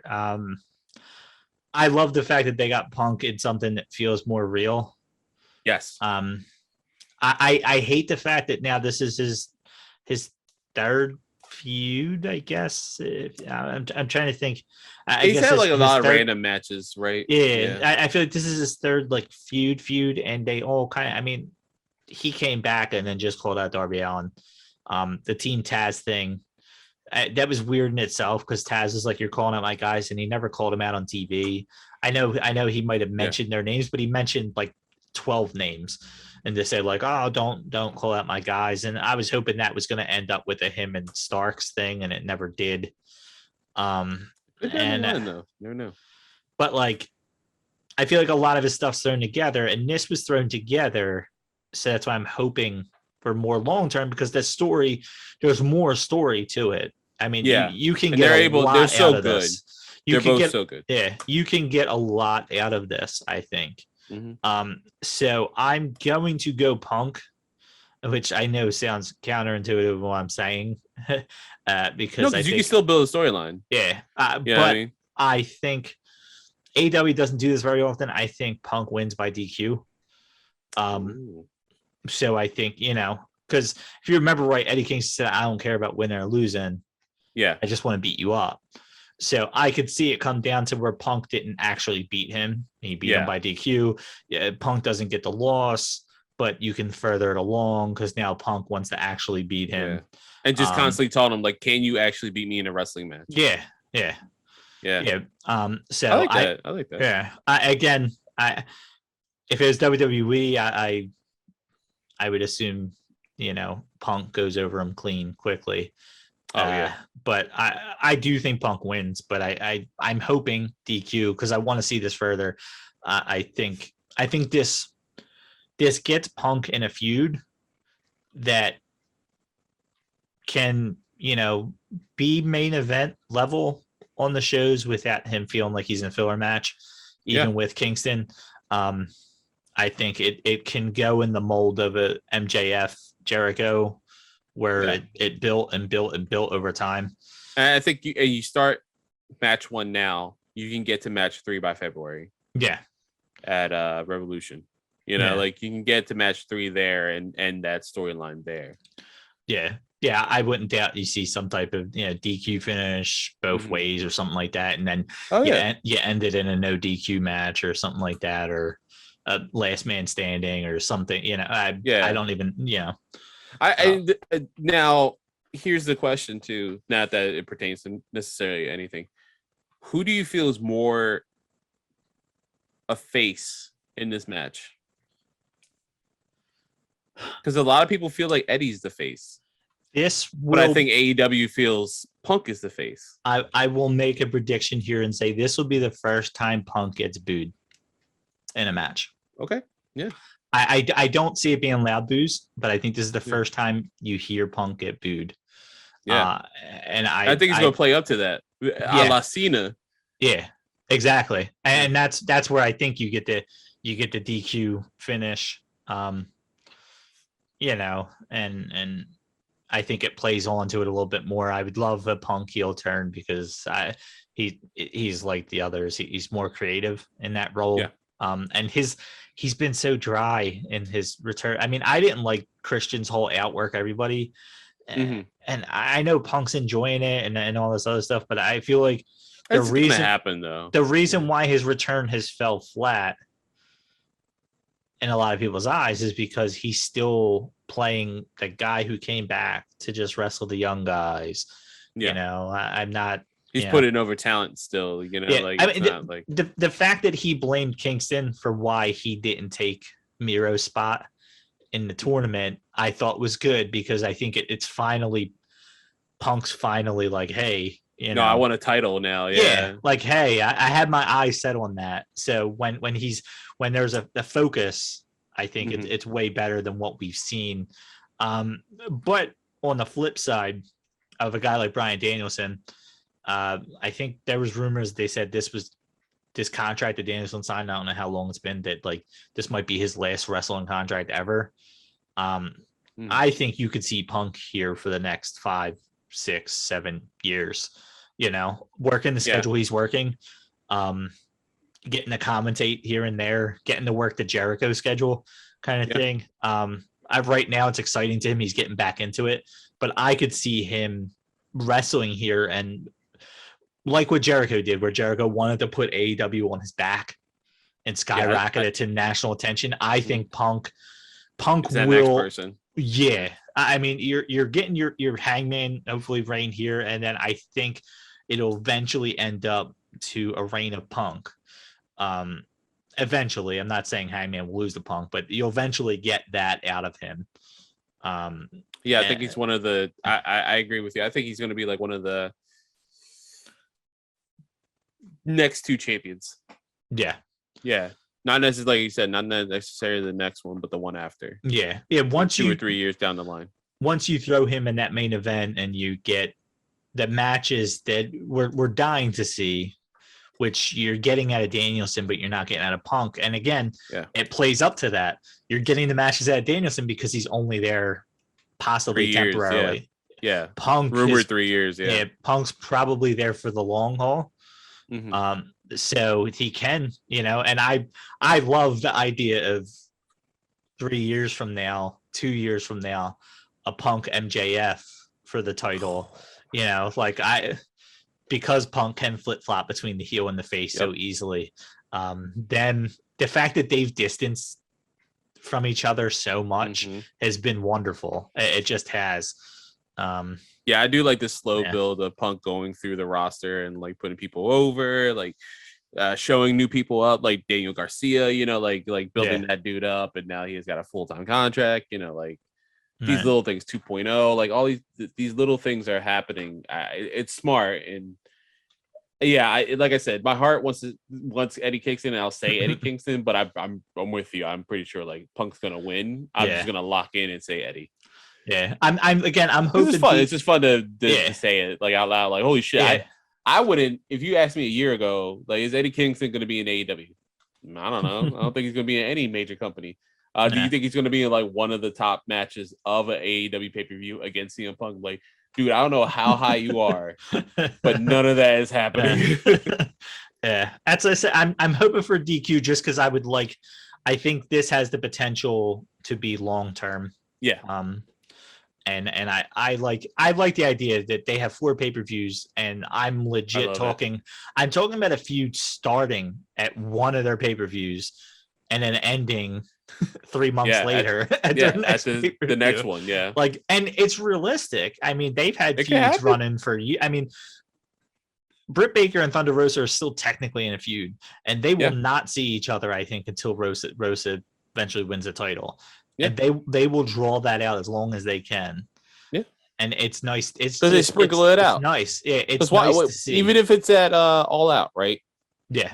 It's still they'll sprinkle their feud like a little bit in February, a little bit in January, a little bit in May, and then out of nowhere it's gonna be like, all right, they're going for the title, and she wins. Now, when AEW started and they named their pay-per-views, I felt like the Full Gear and what's the fourth one? Revolution. Yeah. I felt like they were awful names. Did you feel that way when they first started? Do you feel like Full Gear is still an awful name right now? I'm used to it at this point. I weirdly, and I don't know what it is about it. I weirdly like when I keep saying AEW Full Gear, I'm not like wanting to throw up my mouth when I first heard it. I didn't like it at first. I did like Revolution at first. I thought they were dumb names. Well, Revolution sounds a lot like a WWE name, so that one I think there's New Year's Revolution back in the day. That's why. That one's still going to be hard. Double or Nothing and All Out are so perfect for AEW. Obviously, playing off of All In. You know, they're quote unquote independent / ROH pay for it pay-per-view. And Double or Nothing because they have like a lot of the casino stuff that they like mentioned. So I like both those names. Yeah. But something about Full Gear and something about I don't like. I'm looking at it. I don't know. I don't mind it now. I really got used to it. At least the Full Gear one, I've not felt that way about it, and that's at a quick time for me to be like, I'm gonna do a complete 180 on it. Like, but okay, moving on. So now we're at the tag team championship between the Lucha Bros and FTR. Yeah, Lucha Bros on this one. Oh wait, who's Walton got for Punk and Kingston. Punk. Yeah, okay. I figured. Punk and Adam Cole will win every time he predicts something. Yeah, I kind of figured. Yeah, they are his top, and they will if Cardona wrestles him too. Yeah, those three. I bet you I can look back at all the predictions because we used to do prediction for the 8 billion pay-per-views WWE did. Jesus Christ. And we wouldn't even put them on the show because it got to be too much. You know, we would do Survivor Series or SummerSlam and WrestleMania. We would do a show for basically. But it got to be too much, so we would do them on the side. And I guarantee you that he never had Cole lose once. And I don't think Zack Ryder might have still been with them, but if he was still there when we started it, I doubt he had him lose. Pick him every time. He had Punk winning matches. He wasn't even wrestling. So, all right, we're at the tag team titles here. So yeah, Lucha Bros. It's gonna be a good match. Just Lucha Bros. Yeah. I'm surprised. I thought FTR would eventually knock them off for the titles. I think I thought you were right, just wrong titles. Yeah. I thought FTR would be the first 2-time tag team champions because they haven't had I guess Cody, right? I was gonna say they haven't had a champion win twice. Cody's Cody did. Yeah, that's I know it doesn't really get acknowledged because we don't know if he was supposed to win it back or if the health problems led to that. Yeah, with Brody. That's an interesting question, yeah. But so I thought FTR would eventually win them. I'm a little surprised they're given to us now. I think it's kind of hard for them to have won the AAA tag titles. It was like Christian winning the Impact Championship off of Kenny. It's like, well, you took that belt off him. You're not going to take the other one. Like this one's yours. Yeah. I think also, I mean, there's like a lot of writing on the wall for that one. Right? Like, it's going to be a great match. Lucha Brothers is going to win, obviously, I think, because they lost the AAA titles. But also, FTR is about to do like a small tour in Mexico with Vicky Guerrero as their manager down there. Like, just because they have the AAA tag titles, like, they're going to do a show down there. They're going to do some other stuff. And then I like also that, like, Lucha Bros just won those belts at Double or Nothing. Right. So they like to hold titles for a while, which is nice. Yeah. That's the biggest thing. Everyone gets like a decent amount of time with. I think Cody's second at TNT title. I think is the only one that was technically short, and even that. I mean, I'm not looking at it right now. I'm completely throwing a number out of my ass, but I think it was still like 70 days or something like that. Like it wasn't like a week or something like that. No, it wasn't. It wasn't a week. Yeah, and then losing to Darby, like having him win. Yeah. Like it was smart. They've been smart about the title wins. You know, like of how long people have it, like when they have it. Right. I was more shocked like last time when the Bucks lost him. Actually, I was actually shocked by that. But now knowing Cole's in and like seeing the storylines now, like everything makes sense. Like you knew what was happening. I did it. Yeah. Yeah. Now, I mean, I love the Lucha Bros. I personally thought they should have been their first tag team champions. So I think this is overdue. I agree with you, actually. I mean, I guess with Daniels kind of taking a step back and stuff, it was their way of kind of giving the titles to Kazarian, to SCU. I mean, just them as a whole, because they were, legends in the business and stuff like that kind of thing. Like they were one of the more mainstream names, I guess, mainstream indie names, if that even makes sense. No, it does. When they first started. So, and they're part of that BT crew and all that stuff. It was a way to not put on the Bucks right away, and I guess they knew Lucha Bros and the Bucks were going to win eventually. So, but I thought the Lucha Bros should have won that tournament, and they should have been the initial champions. So, as much as I love FTR, it's hard for me to go against Lucha Bros because I just don't see them losing it this fast. No, not this fast. I mean, right now you're talking about their first 2 pay-per-view matches. They beat the Bucks. I mean, like as far as the championship goes, they beat the Bucks for the titles, and now they're defending against FTR. So, I love the fact that it's not. No offense to like Trenton and Chuck Taylor, and I know Trent's hurt, but like that, like the pay-per-view match. It's not against them. That's why I said Proud and Powerful. I'd like to see them build up. Yeah, because they haven't got like a real sniff at those titles. Yeah, and I love their tag teams as a whole. And I felt like they fell into the WWE thing a little bit at times, where makeshift tag teams were competing for titles and stuff, and it just didn't. Even the Moxley Eddie Kingston thing was just like, all right, it's still a thrown together team in that sense. Yeah. Like, you got to know that they have history. And I feel like they did an okay job of catching people up. It was like, hey, you might know him only from WWE and this dude from the Indies, but like they actually knew each other before all that. Yeah. I mean, honestly, I would prefer to have like the Acclaimed get pushed and then fight for them at a pay-per-view. That'd be fun too. Yeah. I just, they have so many tag teams. There's no heat now against. Yeah, they have so many tag teams that like I feel like when you do the makeshift, when you have the tag teams again, you fall in that. It's more frustrating. Yeah.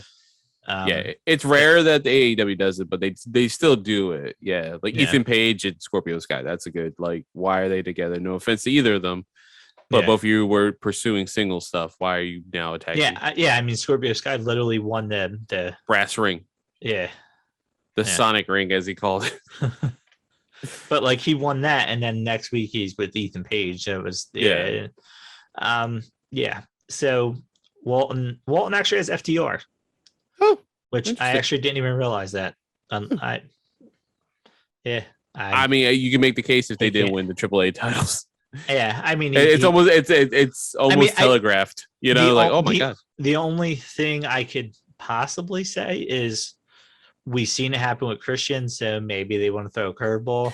That's fair. We haven't seen a team lose their titles the very next, pay-per-view. So I won't be upset if Lucha Brothers loses their titles. It's not one of those.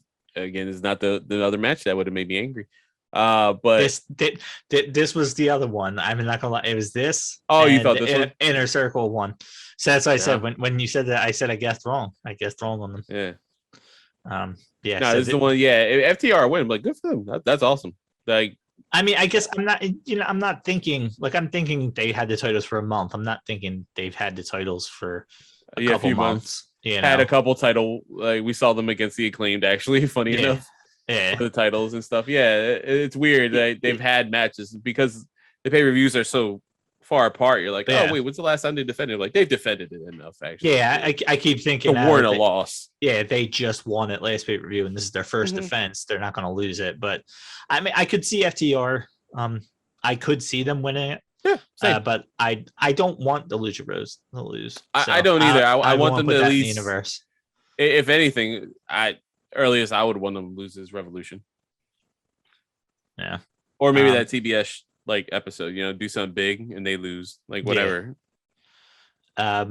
So we move on to the women's world championship with Britt Baker and Ty Conti. This is Britt Baker. I was gonna say I feel like this is gonna be a sweep. No knock on Ty Conti. I think Ty.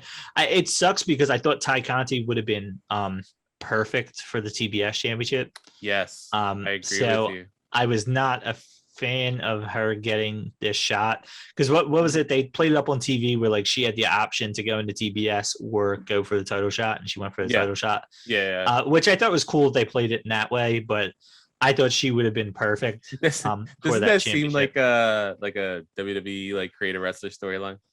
Hey man, you could go for the IC title, you could go right for the WWE title, and then like you as a player are like, well, I need more points, so I'll go for the IC title.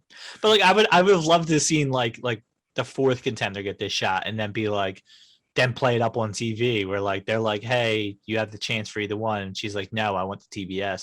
And then the next person said, I want the TBS. And then the fourth one's like, all right, I'll take the shot. Yeah. But you know what? It just shows that what Tony Khan said in the media thing yesterday. He truly believes Ty Conti is like the most improved wrestler he's seen. Yeah. And I agree. I wholeheartedly agree. Like, she's the most improved from her time in NXT to now. She's deserving of this match. I do believe she's gonna lose. Yeah. continuing the thing with Britt Baker.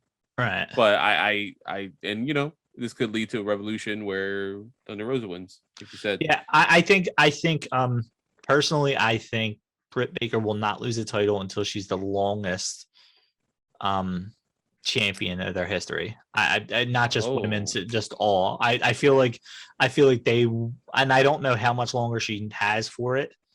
But you keep talking. I'll pull up AEW. I feel like they will push her to the point that she becomes the longest, champion. Yeah. So she has that under her belt. And I think because right now Kenny's at 346 plus days. Okay. So he's almost at a year. And I think, well, we'll get to that next, but I wouldn't doubt that, because they basically put Britt Baker as the face of the women's division before AEW started. Ready. Yeah, and she wasn't ready. Yeah, she wasn't. And actually, I had I don't get it when I first seen her. And I remember thinking that, she has improved in AEW from day one, light years. It's not even, it's crazy, the difference of what she looked like at the beginning to what she looks like now. It's so incredible. They picked her and they rolled the dice, and I think she's done nothing but prove them right. Yeah. And like you said, it leads the whole long term story of Rosa eventually getting her match against her. But again, I fully expect Baker to. So you said Kenny's at 340 some. 346. Yeah, he has the most. So nobody's went over a year with the title yet? No, not yet. So I'm going to assume Baker will have it for a year plus before she finally drops it. Yeah, and then she currently is, according to Wikipedia at least, she is currently at 167 days and counting. She won this past May. Okay. So double or nothing? Double or nothing next year. Yeah. Yeah. Yeah, I think, because I think that's the whole nice thing about this whole hater thing, is you could have a hater turn, and now you have her wrestling hater for a while. That could even possibly be next pay-per-view. How about this? Lucha Brothers have been with the title for almost 70 days. I don't even think, that's funny. We were just talking about that. I was like, I feel like they just won, but no, they didn't. Yeah, yeah. Because I think Full Gear came up.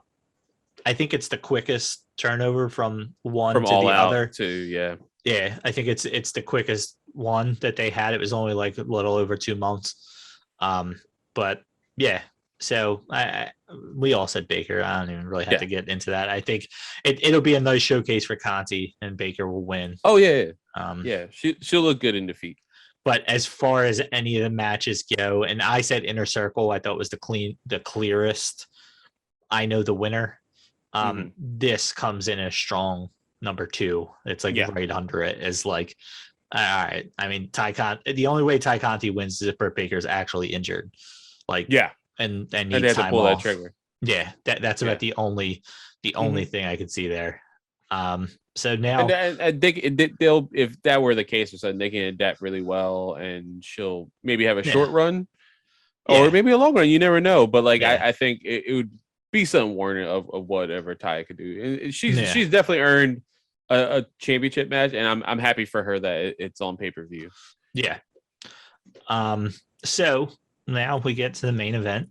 So this is the one. This is the other one. Well, there's only one match left. So So if this, and I mentioned earlier with the Miro and Danielson, they go hand in hand. You're gonna. Walton took Omega. So I find it funny that your 2 matches, Walton went Danielson and Omega. Yeah. So I find it funny because I'm on your side. I have Miro. I have Hangman. And Hangman. Yeah, it has to be Hangman. Yeah. It has to be Hangman. Yeah. This storyline has literally been written for him to be world champion in New Japan, right? You go back to their Bullet Club days when he gets recruited in ROH and then New Japan, and he starts building, and they keep mentioning he's the guy, MBT, he's the guy who's going to win it. He's going to be the world champion. He's the future. This is the guy. Then they create AEW. He's like the first person to sign, right? Like other than the EVPs, he's the first. Yeah. He's the first wrestler to sign, and they keep saying he's the guy. He's the guy. He says, "I'm the guy. I'm the guy," and then he loses to Jericho, and then it starts building this awesome storyline where he's a drunk and he's a detriment to the elite, and then he actually wins something. And he's proving himself, against the Bucks. And there hasn't been a better long-term storyline in wrestling other than Hangman Page and his rise. And you look at everything. You look at the tease with the Horseman with FTR, and he essentially didn't he cost the Bucks at Yeah, he cost them. Yeah, he cost them a thing. He was like, "Oh, we're all from North Carolina, right? Like, we can take this dude out."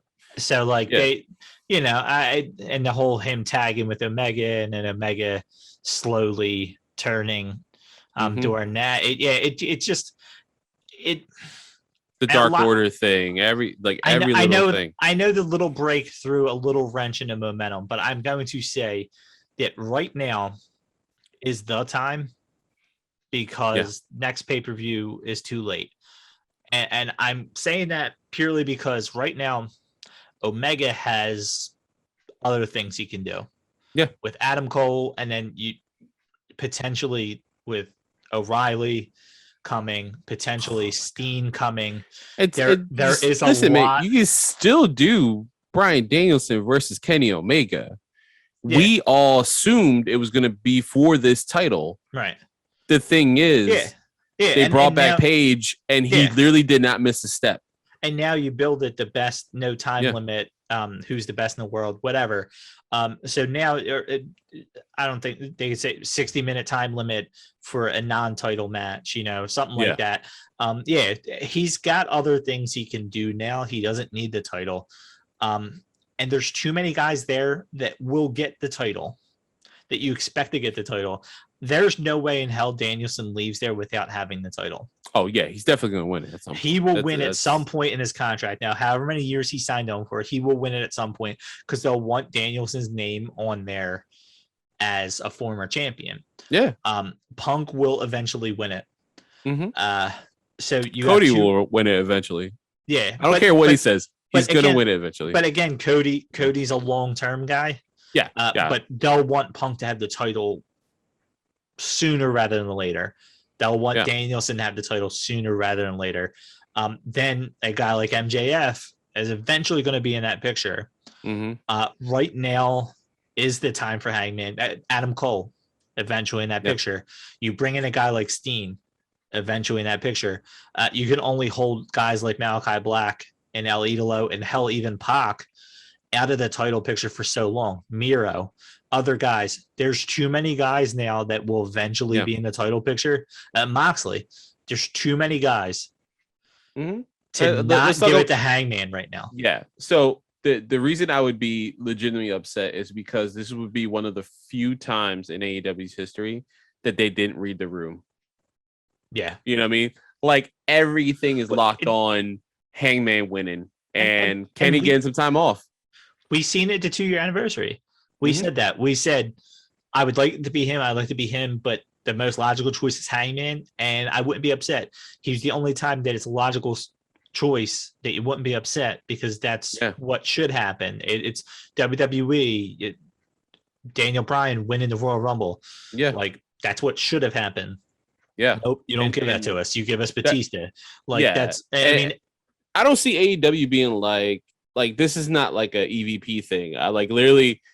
I don't see ego being part of this, but like if Omega wins, I don't see it being an ego thing. I think like they just dropped the ball. They legitimately just dropped the ball. The thing that I'm happiest about is Don Callis has been away for a while, and the thought was he'd come back and cost Hangman. Now the fact that he just came back on Wednesday is a good thing. Yeah. Because that means they didn't save it for the match. And if they didn't save it for the match, then that's not the finish we're going to see, at least not with Callis. coming out of nowhere to cost them it. So yeah, I don't think Hangman's gonna have a very long run. Honestly, I don't. But he's a long-term guy as well. Yeah, he'll be a multi-time champion where a lot of those guys we just said wouldn't. I don't think Punk will be. I don't think Danielson will be. Punk might be. I don't think Danielson will be. I think Miro probably won't be. I don't even know that guys like Pac and El Idolo and Black will ever even win it. And this is how Omega I will win it. again. Yeah, 100%. Just because he's that tier of athlete. Yeah. Yeah. And this is how I see it winning. So I'm going for Paige, obviously. That's who I'm thinking. And Walton's the only one who's the outlier here saying Omega. Right. And that's not that totally makes sense as well, right? That really does. Omega versus Danielson, like that's big, that's money and all this stuff. But like AEW has built this storyline since day -14 of their company. And like this trigger needs to be pulled. There's so many benefits to Paige being champion. It's the most feel-good moment in the second year of one of the worst things that's happening in this world, right? So if you're a wrestling fan, this is literally like the most feel-good moment other than like Big E winning this year, like, and like that's on the level that they are. Like those two positive motherfuckers just win this belt. Like that's amazing. It gives the whole world title picture a revamp that it needs. We're almost at a year, and I'm not saying that it's stale, but Omega's run roughshod through the division. Now you get fresh matches, and why not have a literal monster heel go against, Hangman Page? Like, what's the best person to show, like, prove your mettle against? Like, this dude that's like freakishly strong, freakishly fast, and just decimates anything in his path. Yeah. And if Miro takes out the former, 3-time, 4-time world champion, one of the best wrestlers in the world, then Hangman's like, oh shit, I gotta go against this guy. Like that's a great first defense. I think wins that title off. Who takes the title off of Paige? MJF. Because Paige is that fourth pillar. Yeah. I'd love to see it. I mean, clearly I'm with Paige too. Like you said, Walton's the only one with Omega. I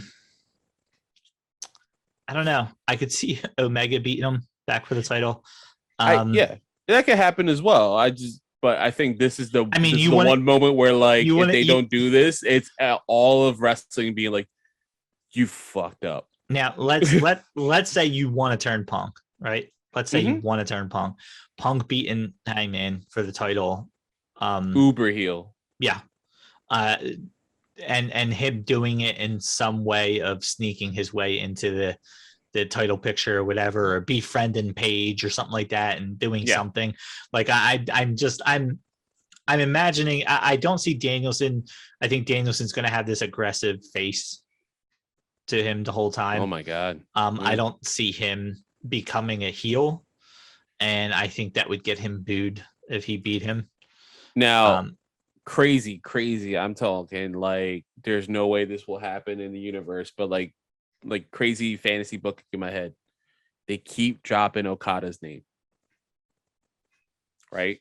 They literally have name dropped him this past week on AEW television.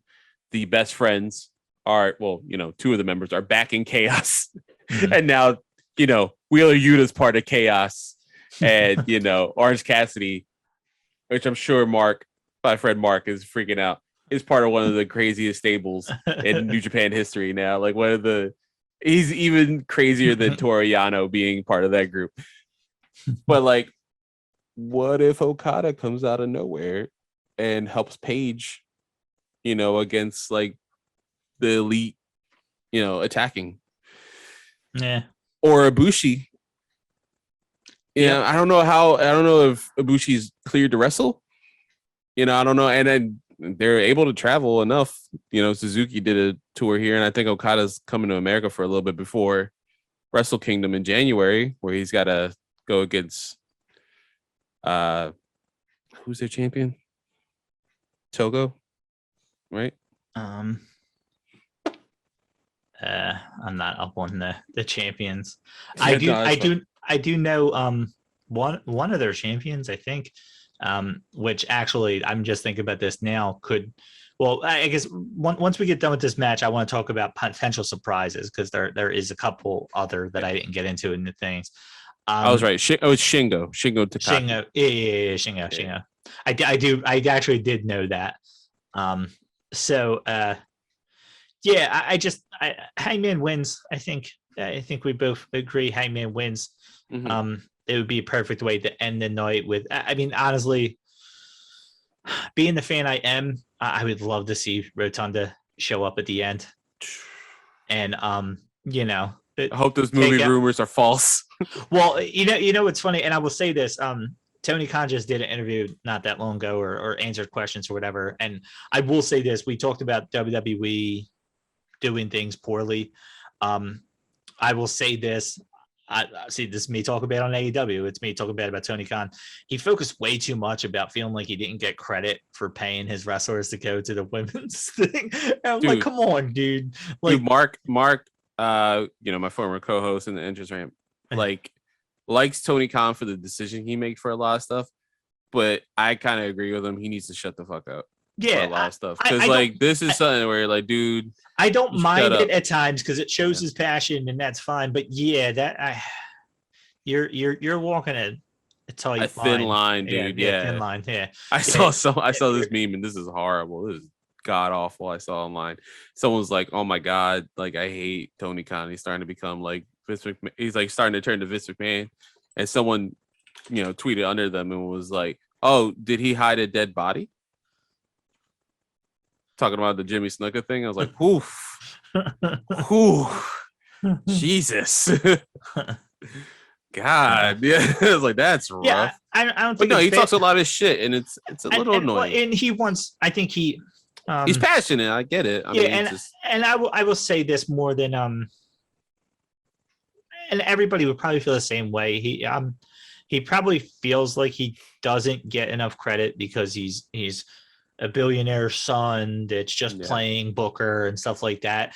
So I'm sure it gets to him a little bit because he deserves credit for what he's done. He's been again. I mean, Punk has. It truly is this forbidden door. All wrestling is Punk, Danielson. But Punk has openly said, he said, you don't realize how many billionaires and millionaires you get phone calls from saying, "Hey, I'm starting this wrestling federation. I want you to come in." And he said, it happens way more often than you've ever even heard about. So for people to be like, "Oh, well, his dad just got a lot of money and just give him a bunch of money."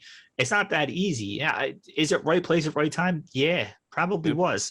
I mean, Okada and Omega, those matches put New Japan on a different light in Americans' eyes, casual wrestling fans' eyes. And then Jericho going over there did it some more. Yeah. I know that's under contract with WWE, dude. And that's what they always talk about. That was the birth of this was Jericho Omega when they first wrestled over there. So you have that. Young Bucks for years have been saying, "Why go to WWE? We're making more money in the independents than what they would give us." You had guys holding out. So now there's the other thing where they're like, "We're making more money this way. Why would we go be handcuffed there?" And actually looking back at the old episodes, since I'm making, trying to make the videos and all that, get these all out there. A long time ago, we talked about a potential Fox $1 billion deal for SmackDown Live and thinking it's crazy. It's crazy that these networks are fighting for one of their shows. And we said, what is this? What will this do for the independent scene? I literally looked at the description and it says what this means for independent wrestling. And I remember us talking about it and saying, this is going to show that networks do want wrestling if it's done right. Yep. And this is around the rise of All In and all this stuff and the contracts ending. And I think TNT only came in because Fox came in with that. You know what I mean? It was right place, right time. Yeah. But not everybody can get their foot in those doors. I mean, if WWE if they use Cody properly, if somehow the Young Bucks weren't making money on the independents. And, if this is funny enough too, because of them being popular, we have pro wrestling tees. Because of them being popular, we have like them selling shirts independently at Hot Topic, where like how many teenagers are coming in like, oh, this skull design's cool. What's this? Well, it's called the Bullet Club. They're awesome. They're a bunch of bad guys in wrestling. I mean, one of my favorite shirts is that gritty club. It's a my God, I love that one. Yeah, I love seeing that one. But there's so many. And what if like random things don't happen? Like, what if Jericho doesn't look at Vince like, yo, can I go over to Japan for a little bit? I want to wrestle this dude. And he'd go, yeah, sure. Yeah. I just want to get your blessing. Cool. Well, you shouldn't have done that. What if Vince is like, nah, dude, you're with me? Because Jericho would listen. They're friends. They're nice enough to be like, nah, all right. Yeah. I mean, what, and again, like you said, what if Vince sees Omega and says, oh, you want to come in here limited work, you want to still work over in New Japan and work here, sure, we'll work it out. You don't want to go to NXT, sure. The same thing at Young Bucks. Oh, you still want to work ROH and work here, sure. Like if he made things a little bit more lenient and didn't basically write them off as indie guys, this doesn't happen. When you anger so many people that they're like, well, what could we do, right? We could just stay this and be angry, or we can fix what we see problems at, and they fix where they saw problems at. Yeah. And like I said, them being this good should push WWE to be better, and then WWE being better should push AEW to be like, oh, they're catching up. Let's do this. Like, this competition is good. This is good for everyone. Right. Like, having these companies go against each other like this. Yeah. Yeah. And that's it. Yeah. It's just like you said, it's time and place, but yeah, Tony Khan's got to, I don't think he's got to shut up completely, but and I completely went off in left field. I think, what were we just talking about? There was something else he said in that interview. It was something else. About Rotunda, right? Oh, yeah. Now, what he said, and I did not hear it, I looked at bullet points, but unless I'm completely wrong on this, he said, I have not spoken to Bray Wyatt in over a year. Mm-hmm. The last time I spoke to Bray Wyatt was at Chris Jericho's birthday party or something like that. Which was a year ago, Now, I did not hear what he said, but if he said Bray Wyatt... Yeah, he hasn't talked to... The inner skeptic in me says he's not signing Bray Wyatt. Yeah, he's signing Rotunda. He spoke to Bray Wyatt. He hasn't spoken to Bray Wyatt in over a year because Bray Wyatt hasn't been Bray Wyatt in a long time. Mm-hmm. So like the inner like. Yeah, he could. I want to say, well, he could say, I didn't lie to you. I said I haven't spoken to Bray Wyatt. I spoke to Rendon Rotunda. That's his name now. That like you asked me about Bray Wyatt. Yeah, to go quickly through the bullet points from this was from Thursday's thing. Yeah, he tells Tony Khan tells the doc that Full Gear will be a 4-hour main show. They're sticking with that format. Tony says that he sees things on PTE that he thinks works, and sometimes pull it on AEW TV, like the John Silver stuff that he's been doing with Budge and Adam Page, and then Adam Page is drinking as well. He brought that over. Fans on the West Coast will see AEW in 2022, Double Nothing, Vegas. Sean Ross Sapp asks Tony Khan if he's interested in pursuing ROH talent / the library. Khan says that he can't say with any certainty and just says to stay tuned. You never know who's going to show up in AEW. That to me was Brody King. Yeah. And Khan said he doesn't get enough credit for sending AEW female talent, the NWA Power show that he paid them. They should have told more people that. It's kind of like when you pay for dinner and no one thanks you. That's the dickish thing we're talking about. Tony Khan says he hasn't had any conversation with Bray Wyatt, like you said, specifically Bray Wyatt, at all coming to AEW. He hasn't seen him in person in about a year when they were both at Chris Jericho's birthday party. Also, that could just be like, I haven't seen Bray Wyatt. I've seen the feed. Yeah. He does take this serious. Tony Khan says that there may be some tweaks in presentation to the move to TBS, says everything fans love about the show remains the same, says the fans don't like the tweets, he can always go back and change them. Well, that's fair. Tony Khan confirms that the Battle of the Belts report. I don't know what that is. That was I believe that was they were talking to, and I could be completely off here. They were talking to Impact about Britt Baker against Deonna Purrazzo. That would be so good. I'm not 100% sure if that was the Battle of the Belts, but I did know that I read that even though they're not currently working with each other, that there has been talks of them. The door's open. I mean, they could always work each other. Because I think they even said they even said possibly of them working as a tag team and doing the whole, feuding, like, because they talked about them possibly even winning the Impact titles as champions, like London. Oh my God, that would be really good. But I don't know if that's necessarily it. I when I seen it, that's what I thought of. But I do remember seeing Battle of the Belts. But yeah, I'm not 100% sure. I can actually that'd be really cool. I mean, obviously Mickey James is the champion now. That still would actually be a good match though. I can look that up when you're while you're reading off the rest of the So Tony Khan references that the full gear card being leaked is in the now infamous photo. He says he's changed some stuff, circumstances change and the like, but he's always thinking about booking. Tony Khan says after Full Gear, there will be updates on the Owen Hart Cup tournament. Totally forgot about that. I don't know why that didn't click. That should finish up in Revolution. That should be that one. I thought they were waiting for Steen. Oh my freaking God! I didn't even think that of was that. one rumor, but literally the fact that he's named Kevin Owen. Yeah, it's because of Owen Hart. I thought they were pushing it off for him. Honestly, you know what? That's smart. 3 months, right? So January. Yeah.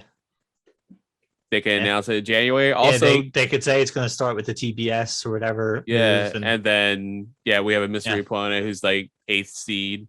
Yeah.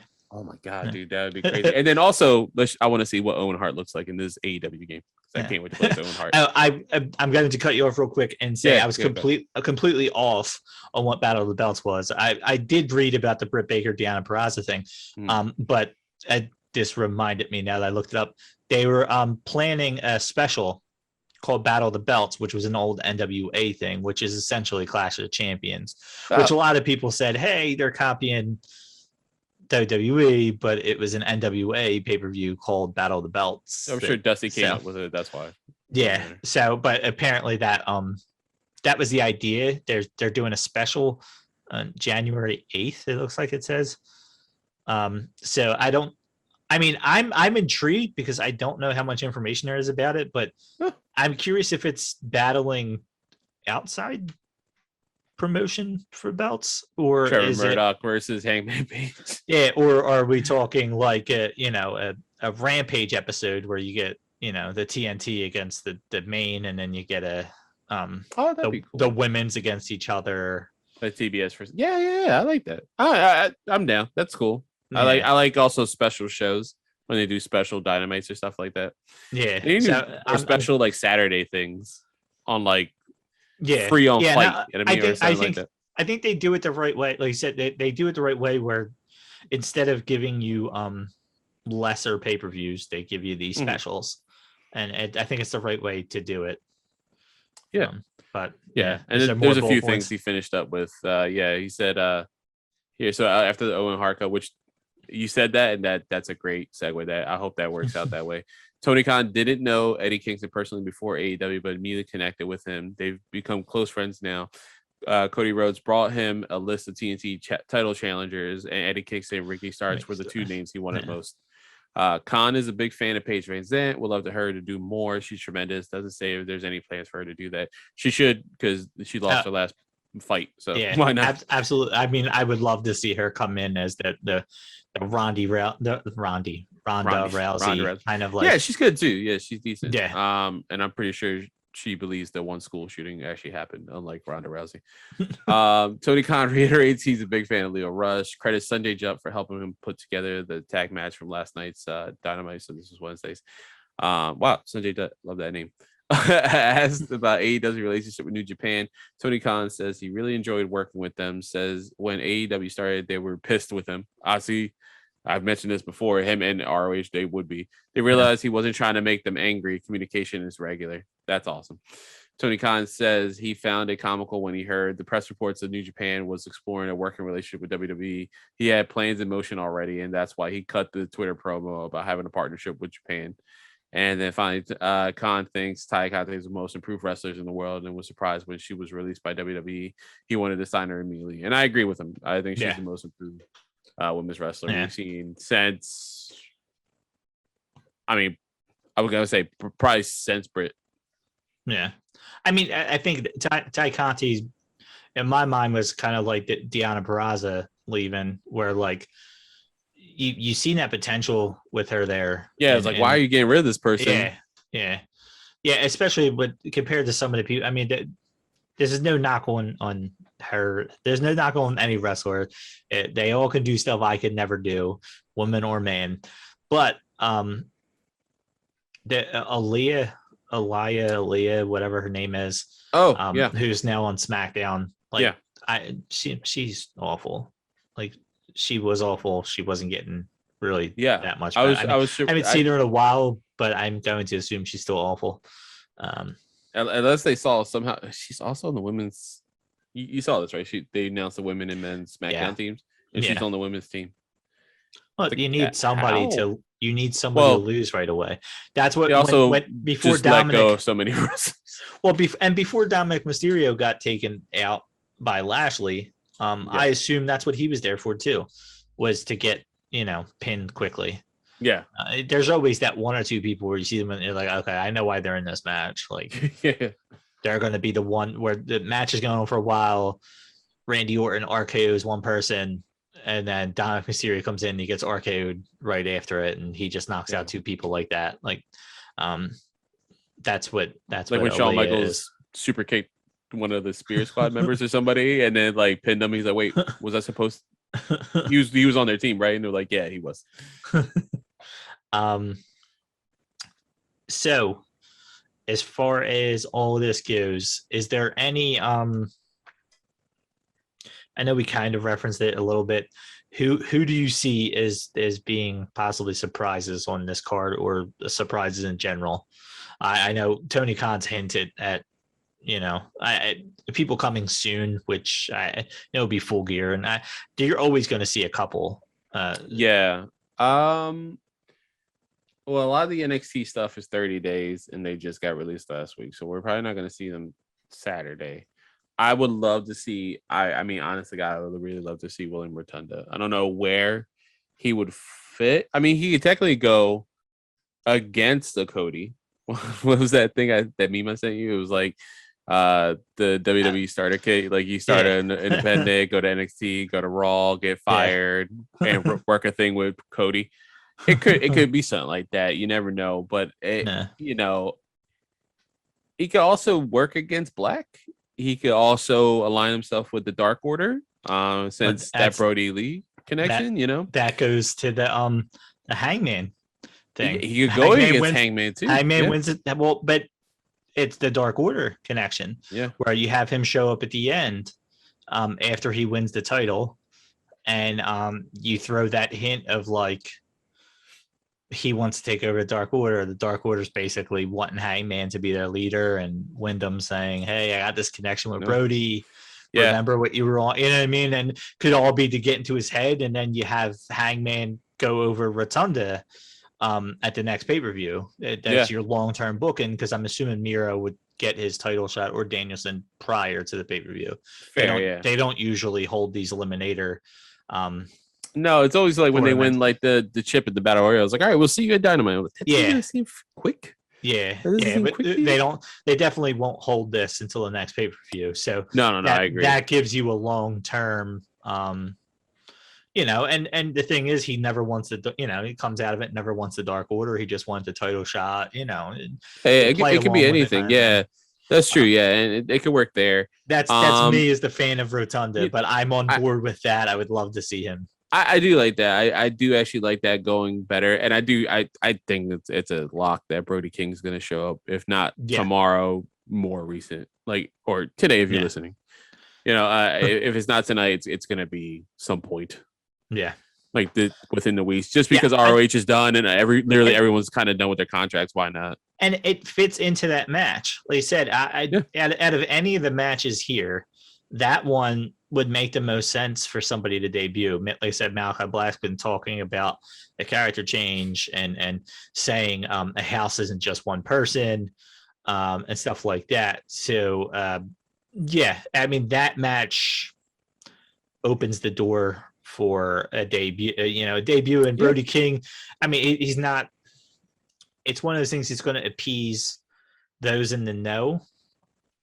If you know, you're like, oh, okay. And it'll have to get explained on Dynamite, probably. Well, you know what? Excalibur does a very good job of explaining things. So it'll get explained on the pay-per-view.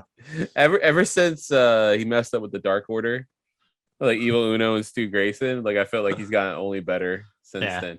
Yeah, I think Brody King is like a lock for that. I'm looking at the roster right now just to see if anyone. Definitely not Flip Gordon. I mean, he is a fan. He's like friends with them. He's just weird flat earther. I don't see Grisham or anybody like that. I mean, I would love to see who. I know. And again, I'm going to go on my fanboy here of loving Team Tremendous, which I'm going to continue to push you to go to Rhode Island with me. I know it's a long drive. I talked to one of our listeners, Joey Rod, and then I think he was like, yeah, let me see if I'm available, and he goes, oh, it's almost a 5-hour drive, and I said, yeah, but the show starts at 4, so we're good. But I know Dutch is playing that whole it was doing unsanctioned between that and the Righteous Leader. Like I think he might be in a group, but like if I don't know who's all in the group that he's in. But I think they played that whole they almost look like cult type of thing. Wait, he's with he's a member of the Righteous. Yeah, with Vincent. With Vincent. He was part of the last iteration of the Kingdom. Yeah, the Righteous. Yeah, I don't know enough about ROH. Yeah, I see on here on his Twitter is October 28th. It says, thank you. This is just the beginning. # the Righteous. So like maybe not even him, but just like that whole mindset of them. I mean, dude, honestly, if you think about it, he could show up. I mean, he could just be like and not against him, but like the enforcer. You know what I mean? You have Brody and yeah, because I wouldn't doubt that you see a couple ROH guys come in, and maybe even Malachi turns on Idolo, and he just brings in his House of Black, and it's a couple ROH guys that follow him along, because it's perfect for his followers to not be bigger names. I honestly think if Danhausen wasn't hurt, I think he'd be a surprise. Yeah, I know it's random. He's just like a random character, but I think like he's really put himself over. I'm going to hold to 3. I'm going to say Brody King. Like I said, I think that's probably the most lock. I'm going as a fanboy and saying Wyndham Rotunda at the end faces up against Hangman. And I really want that to happen. I've been dying for him to show up. And this is going to completely contradict my prediction. I'm going Kenta shows up after the Punk Kingston match because he called Punk out, I think, after he won he did. And now you have Punk US title. Now you have Punk fighting for a title. And New Japan. He is going to work New Japan. We know that Punk is definitely going to work. And same thing with Danielson. Yeah. So I feel like that leads to what everyone wants to see. That whole go to sleep against the go to sleep. It gets Punk out there. Kenta over here. Yeah, and that's true. You know what? They could do stuff on AEW, and then they could build up Strong. Yeah. Can you imagine like, CM Punk's going to be on New Japan Strong. Yeah. The same show that has Will Ospreay. Oh, speaking of Will Ospreay, I hate this. MLW announced that Ospreay was going to be at that show, the War Chamber show, and then changed it. And it was after I pushed everybody to want to go, and I know everybody couldn't make it. but I never went back and looked and seen that apparently they moved it to the one in December. Yeah. I was like, that did feel out of nowhere. Yeah. Because I kept looking at, like, they had 3 surprise entrants in their matches, and I'm like, oh, one of them's going to be Ospreay. And then I looked at it and they were like December. I'm like, wait, huh? That's what I get for not watching the Buddy shows. Murphy, maybe? Or, yeah, right. That's his name? Buddy Matthews. Sorry. Buddy Matthews is his real name. Yeah, he would be a weird person to come in and kind of follow Malachi because everybody's expecting him to fight. Yeah. But it could be like mutual respect. Yeah.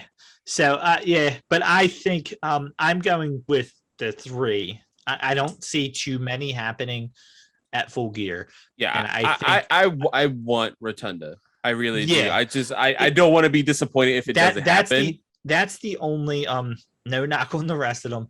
That's the only wow factor from a casual fan standpoint. Yeah. From that has the wow at the end of a show. That has the Jon Moxley coming down out of nowhere to beat the shit out of, was it Omega, right? Yeah. Omega. You know, like it has that. The end of the pay-per-view, that Adam Cole and Danielson, like it has that feel to it.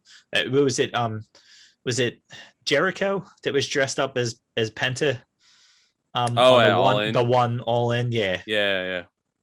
Where he looks nothing like if you watch the things that they show him, and apparently they gave him one of his outfits, but it was a different color and had colored in. And if you actually look at the pictures of the both, I mean, first of all, he looks completely different shape than Penta anyway. Yeah, but like the color is close enough to where it happens quick, but like it's clear as day they're not the same, not the same outfit. But I think Rotunda gives them that end of like, holy shit, that they want, and the question is he, what Rotunda do we get? Yeah. And it doesn't have to be the same Rotunda we see later on. And you don't need to know, like, and that's the perfect thing about him coming out at the end after he wins the title. I'm imagining lights go out almost like Malachi Black. He's standing in the ring and he just stands there and just does the Dark Order thing and just laughs at him. And like, that's how it goes off the air. Goosebumps. Like goosebumps. Like, he don't have to say shit. He don't have to do anything. You don't even have to hit him. He just sit there and just do his laugh, just with the Dark Order thing up and just laugh. Because then you're like, wait, what? Like, huh? Is he a part of the Dark Order? Is he not? What's he here for? What's he doing? The most troll thing ever would be if Bo Dallas shows up. And it's like some of the shaming man is like, the contract says Rotunda, but it says Bo Rotunda. Damn it. I loved Bo Dallas. That was one of the thing I felt like they missed on completely, because he was perfect. Him running around the ring and with the whole Bo lead.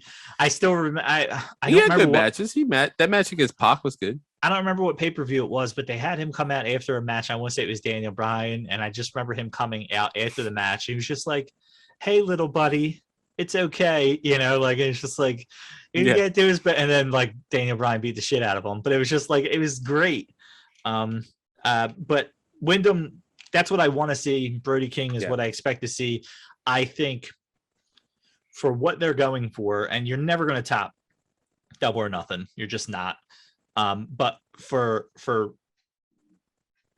they now can still get that holy shit, and outside of Okada showing up, let's say Omega. I mean, the only way Omega wins is if Okada shows up at the end, right? I think that's the only way you want Omega to win, is if Okada shows up afterwards and like points at the title or something like that. Because then you're like, oh my god, we're going to get Okada and Omega in AEW.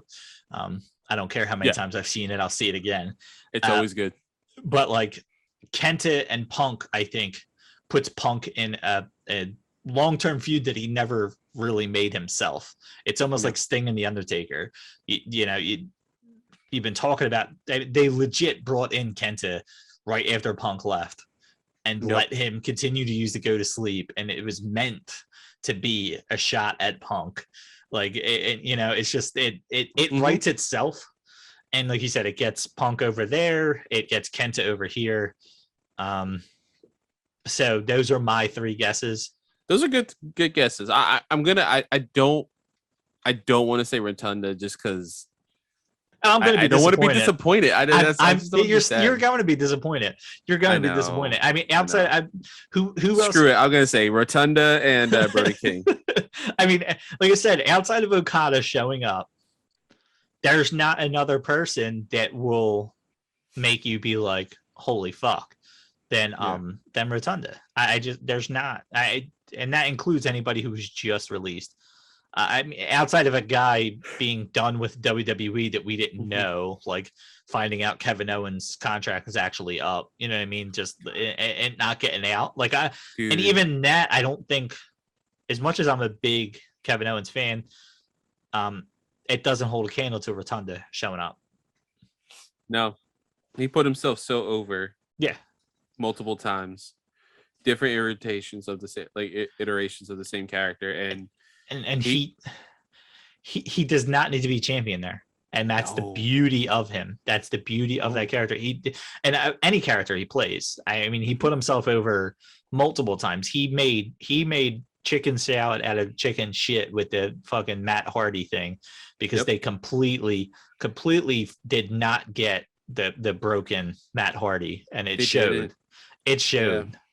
And he made a lot of good things out of shitty storylines. He lost to freaking Goldberg.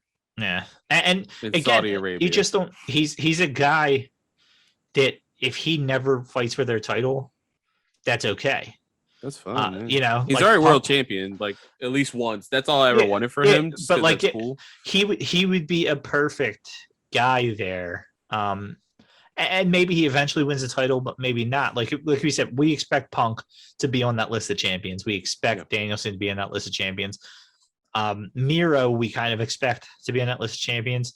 But like, if Rotunda was never the champion, it wouldn't be a big deal. Mm-mm. No, he would be a perfect, kind of like what they were doing with Brody Lee, TNT championship. Mm-hmm. You know, let him be that guy. That fights for the TNT championship kind of thing. And he could sit there right in that, and he'll fight for the AEW once and then go back down to that. Yeah. And his matches don't have to have titles involved. So yeah, I've already hyped myself up for it, and I'm going to be let down. And you are too. And we all are.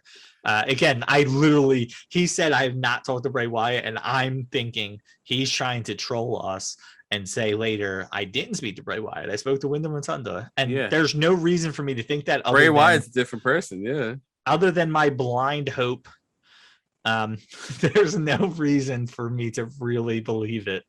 Yeah. But I will. But you're right though. Like this dude is constantly like done like amazing things with little to nothing. Like I know people hated that match against Cena at WrestleMania.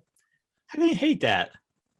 I love it. It was so good because I overanalyze wrestling so much, and I we love it so much that when I saw it, I was like, this is a deconstruction of John Cena as a human being in the metaphysical way. I'm like, I should never think of wrestling this way, and this is awesome. Like this is such a it's subtle deconstruction of who he was, what his hopes, his dreams, what he was afraid of. I'm like, this is the best character work I've seen like ever in wrestling. I mean, they anyone. The Fiend was something that they had it built in so much that Bray Wyatt was human, but the Fiend wasn't. Yeah. And they had ways of letting him lose as Bray Wyatt, because the Fiend didn't feel like almost like a weird like Endgame, Avengers Endgame kind of. The Hulk won't come out. Yeah, you know, he can't get the Fiend to come out. He wants the Fiend to defend the title, but he can't. So now he has to wrestle as Bray Wyatt, and he loses the title. You know, he couldn't get the Fiend to come out against Goldberg. You know, because Goldberg never did anything to wrong him in the past. You know what I mean? Mm-hmm. The whole thing, the heel and hurt and everything like that. Goldberg didn't. And he changed people. Like when he would beat them, like he and changed Finn Balor. It was always like about something with them, and then to like that would have been the perfect way to do it, and just be like the Fiend won't come out. Goldberg never wronged me. You know, Goldberg has been the man. He hasn't wronged anybody. There's no reason for the Fiend to come out. And then Goldberg destroys... Tapping in the energy. Yeah, exactly. And then he destroys Bray Wyatt. And then the Fiend comes after him eventually. But it's a way to lose the title without having the unbeatable Fiend lose. And they never saw this. They never saw this. Who loses a Hell in a Cell match on a DQ? Yeah. That's so stupid. You can literally, you should be able to murder someone, like pull a gun out and shoot him in the face. Yeah. Like, I still got to pin him, right? Yeah. Again, that's one of the past episodes that when I look at, it was talking about that finish, the controversial finish that, I think Seth Rollins still, I think not that long ago, I think they said that he was so pissed about that finish. I would be. Yeah. I would be because they're a student of the game. They're us. Yeah, if you came to me, like, I don't give a shit if I'm losing, but like, yo, this match doesn't lend to me losing this way. Like, as I said, they have Bray Wyatt wrestle Miz, I think, right, as himself. Yeah, and that's when they started making it like, well, Bray Wyatt's the champion too, and he wrestled the Miz. And I think he beat the Miz as Bray Wyatt. He did, like on a pay-per-view. But like that's when you should have him lose, and the only time you should have him lose. Yeah. You built him up to be this thing, and it's almost like the Undertaker at WrestleMania, that when somebody finally beats the Fiend, it has to mean something. Yeah, that's why I was upset when he got the title so quickly. It's like, well, why? Yeah, why do you have this? Like, you don't need this. Yeah, they were. Well, was that around the time that Fox got SmackDown? Not too long after. Yeah, because I know. Well, Fox would love the character, and they wanted. Oh yeah, him. You mentioned it. They wanted him to be NFL games. Like, you see him pop up. Yeah, I still remember to me. That's still to me his first entrance. I legit have not felt that way about any entrance for any wrestler ever in wrestling. Like, that was such a moment, and like, weirdly enough, I don't know if you know this about me. I'm like a huge horror movie fan. Like, giant horror movie fan. Like, that's my favorite genre of movie. And like, I felt a fear in seeing it. Like, it was one of the few times I ever watched something in wrestling and was like, my son can never watch this. Like, he would legit be afraid of this, because like, this is horrifying. Yeah. Like, what he looks like, his whole visage is just so scary. Yeah. And everything he did was just so frightening. That, I don't know if you remember, I had to do watch alongs with WWE. Gargano's watching, like, he was on the panel, and he's watching the Fiend come out, and everyone's like talking, having fun, having a couple drinks, and he's just in awe. Like, he's back to being like a teenager like us, or like just a fan, and be like, holy shit, I've never seen anything like this. It's above Undertaker, it's above being Finn Balor, it's above Shinsuke's awesome entrance. Like, this is legitimately the craziest thing I've ever seen in wrestling. You're referencing that first time he showed up, when he had the Bray Wyatt head in the thing. It looked like he skinned his face and put it on a lantern. Yeah, and I remember because there was rumors that like parents were complaining, saying this is supposed to be a kid's show, and and I was so happy. They thought they were going to get rid of the lantern head because of it. And they stayed with it. I mean, that thing sold. It's like, oh, you hate this mask? Here's the $600. Yeah, his merchandise was $600. That belt was so ugly, and they were selling them for outrageously, and people were buying it. I would have bought it if I had stupid money. Yeah, if I had stupid money, I'd have bought that. That'd be right here. That'd be right there. Do you see the Sweet Home Alabama quote? No, Tara would hate me because it'd be right there. Like, do we have to sleep here? Like, yes, he sleeps with us. But like, you think about it, and there's like. I still got Tom Savini, one of the greatest like horror like makeup effects people, to do this. Yeah, I still remember the Bray Wyatt. I want to say it was Cena, when the little kid showed up at the cage, when he tried to come out, and the little kid was sitting in the cage, and it was the whole world. The whole world, and it's just like, there's like so many things. When we went to WrestleMania, we want to see Undertaker's entrance, and we want to see Bray Wyatt's entrance. Like, that's just what you wanted to see. You wanted, and I think when Wyatt came out, it wasn't as dark, so it sucked because we're in Dallas and an open stadium and stuff, and but you still got it. You seen all the phones and everything with the fireflies, and it just, he's on another level. He just is. Like I said, like we talked about Miro. If Miro's writing his own shit, like they dropped the ball. I mean, they let Bray Wyatt show that he was on another level, and they still dropped the ball on him. Yep. And then they tried to shoot him on his way down. Kind of like what they're doing, Keith Lee. And you know what? Hell, they tried to take another wrestler with them, with Alexa. Yeah.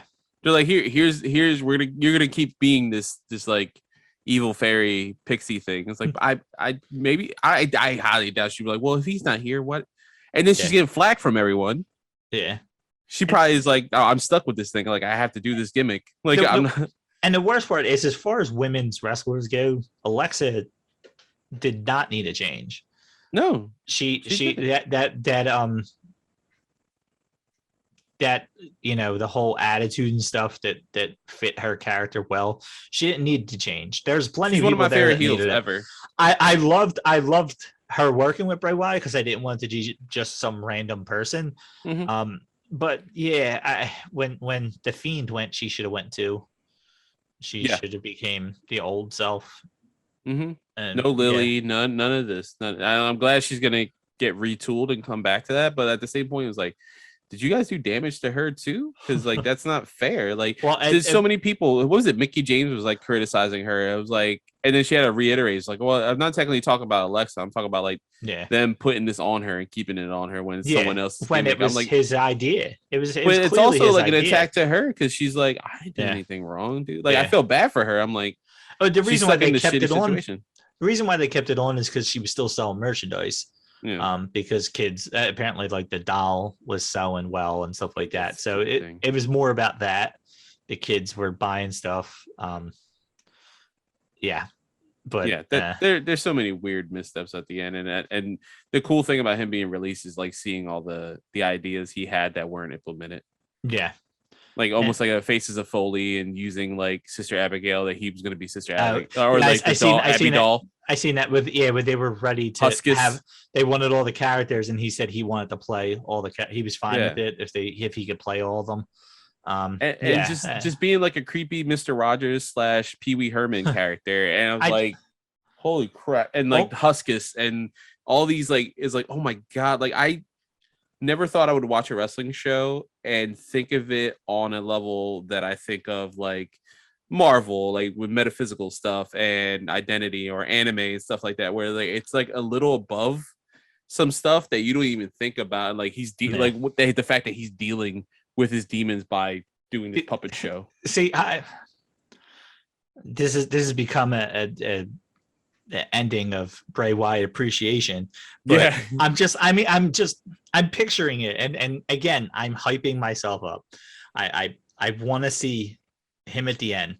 I want to see vignettes of him in a room with -1, like on his lap. God. You know what I mean? And just like, I just want to see. I don't even want to see him wrestle.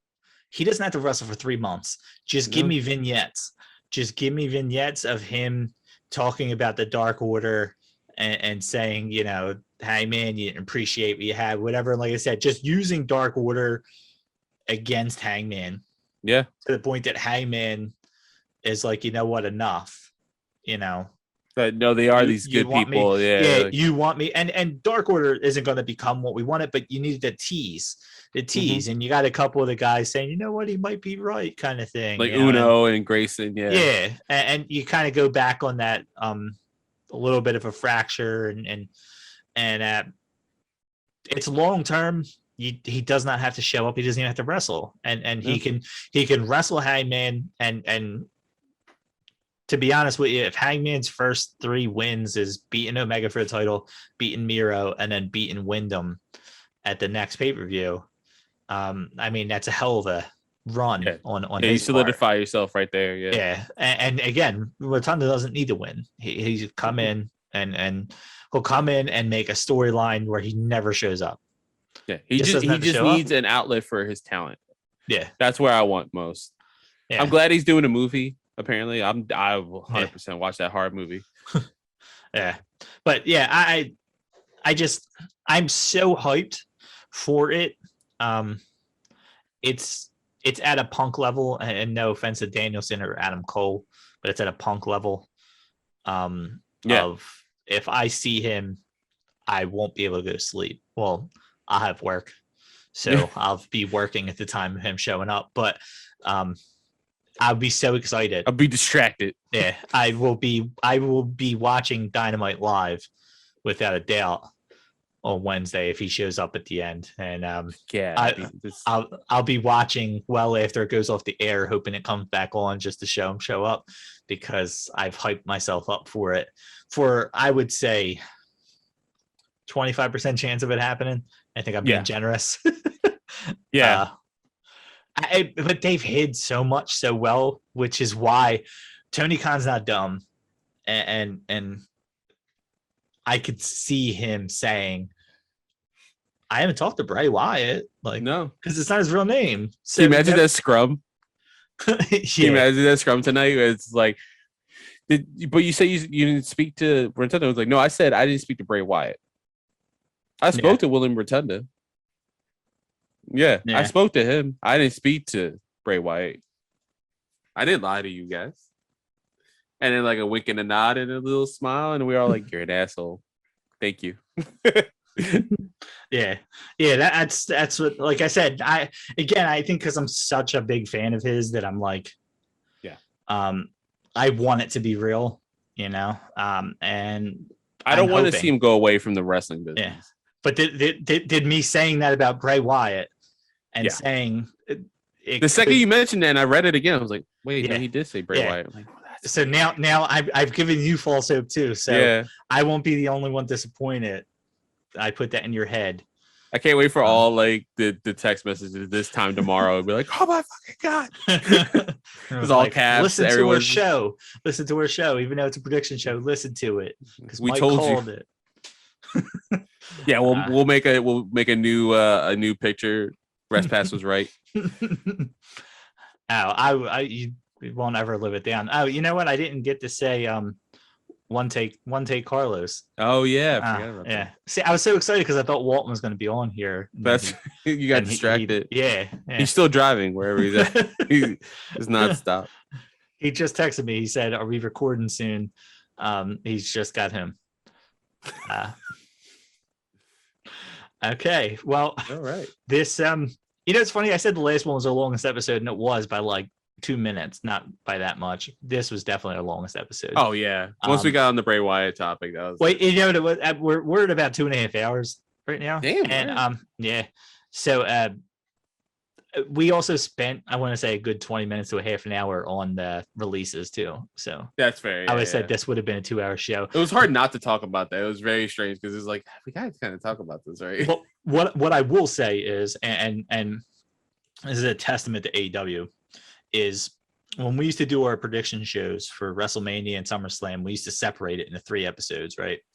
Yeah, I remember. And we would do Raw, SmackDown, and NXT, which is a different show. Now we're talking probably 8 hours of content for WrestleMania, that we're talking about. Plus, we're talking about surprises, everything like that. And I'd say they usually total to about 3 hours. We're talking about a 9-match show.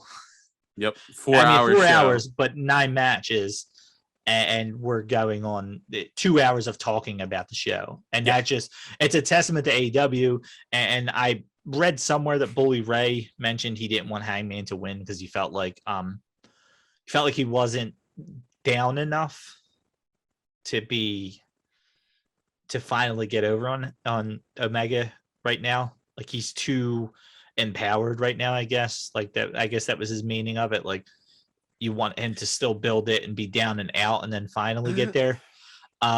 I guess, but he was down and out. Now he's back and he's confident. Like that's the thing. Like, I could do this. I disagreed with what he said, but his thing was, and he asked whoever he was talking to, and he said, "What's their WrestleMania?" Because that's where it happened. And the beauty of AEW, and I think they said Double or Nothing or All Out, and I disagree. Yeah. The beauty of AEW is they don't have a WrestleMania. No. They don't make one feel more important than the others. Full Gear and Revolution are not on the level because they weren't the first pay-per-views first. Yeah. I mean, All In happened a couple times, and Double or Nothing, I think, even happened before they were on Dynamite, right? So, like, these were pre-existing, and then it felt like they threw 2 more names on. Yeah. But they don't make any of these shows feel lesser than the others. And that's what you love about it is a quarterly WrestleMania. They have 4 of them, and that's what they don't want it to feel that way, because it shouldn't feel that way, because anytime you main event a pay-per-view, it should feel like your main event in WrestleMania. And I appreciate that from them, and that's where, if Hangman does it, this Full Gear will be forever known as the one that Hangman finally won. And you don't want you to think that All Out's coming, something big's happening here. Yeah. You want to think that every pay-per-view. And the only way you do it is by having something big happen here, having something, monumentous happen at Revolution. Again, Rotunda showing up here puts this on a different level, because All Out, I think we would agree, was more than Double or Nothing. And then Double or Nothing was just the best pay-per-view they ever had. Yeah. Double or Nothing showed Punk's return. Bryan Danielson showed up. Adam Cole showed up. And that's going to be hard. All the matches were amazing. Yeah. It's going to be, that pay-per-view is going to be hard to top. Yeah. From the beginning to end. You can never have Punk's first match back again. It just ain't going to happen again. Yeah. And that's not even to discredit. Like you said, like, it's not going to be like, this is their WrestleMania because of this. It's like, no, this is like their best pay-per-view. Like, listen, what was it? Last year was Revolution. That was their best pay-per-view because of that Punk and Page versus the Young Bucks. That match alone, like, put that whole thing on the map in 2020. Yeah. Omega and Page. Yeah, Omega and Page. Sorry. You said Punk, I'm thinking. I did. I was like, wait, hold on.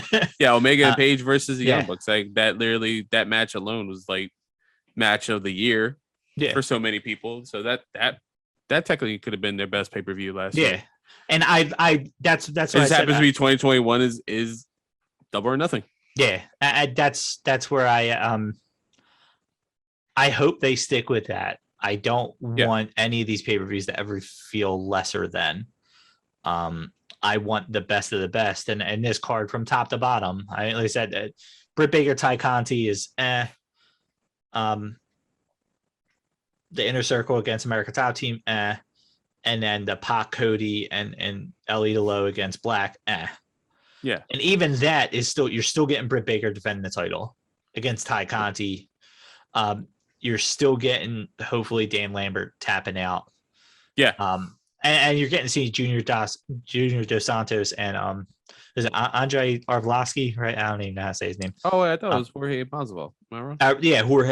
Jorge Masvidal. Yeah. I don't know why I was thinking Arlovsky. I don't know. I know MMA a little bit. Masvidal. So you'll get to see how he wrestles in that match, but for the most part, it's going to be about Dan Lambert getting embarrassed. And they all have the ability to be that good.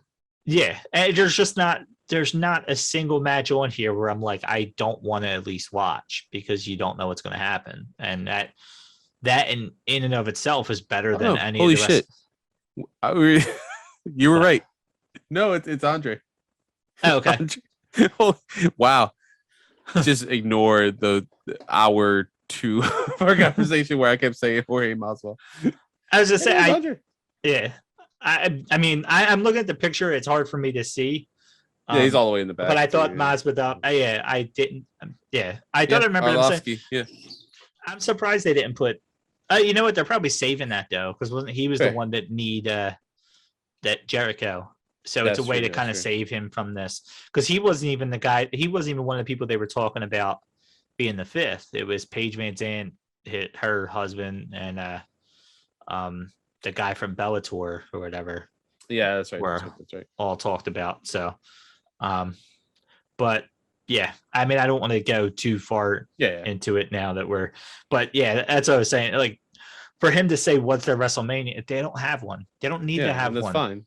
I didn't like how Impact kind of forced what they considered their WrestleMania down your throat because they felt like they needed one. I felt like WCW never had one. I think they tried to make it's probably Starrcade if you had to think about it. They tried to make Starrcade it, but like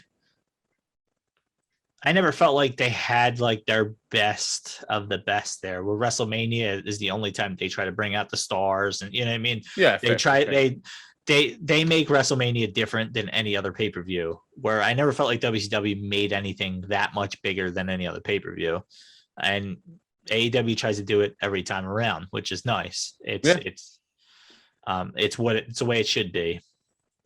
If you're going to a pay-per-view, you feel like you're going to see the best show of the year, and that's what it should be.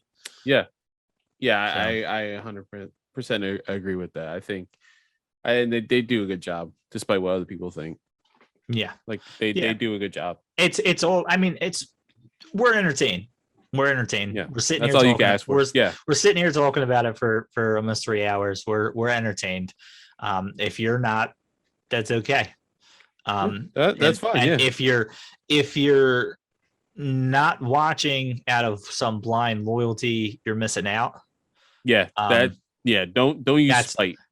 And for those of you that may be listening to us who don't watch wrestling, and have ever wanted to get back into it, I will always say, until I'm blue in the face, watch AEW.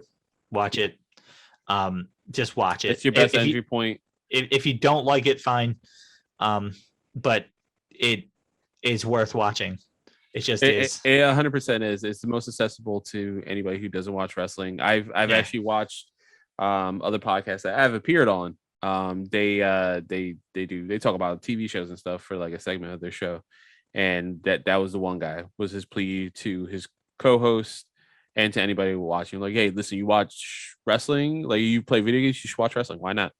Because there's so many stuff that like kind of correlates to some of that. And his case was AEW was the best way to get into it. Yeah. And I will say, for those of you who watch wrestling that want to get into smaller stuff, MLW, check it out. I've been entertained with every hour episode. They only got hour-long episodes once a week. It's pre-taped. It's pre-taped in Philly. But I've been entertained every time I've watched them. And it's an hour a week on YouTube. It's easy to get into. You'll see guys that you'll probably see in AEW, WWE, Impact, in the next couple of years. And it's not a bad thing to see them, because this MJF started off here. It didn't. MLW, I think, got a lot. I think AEW brought a lot of guys in, I think, from MLW at one point. So, so it was, there you go. If you want to get back into wrestling, AEW, if you want to get into more indie stuff, MLW. Do yourself a favor. Yeah.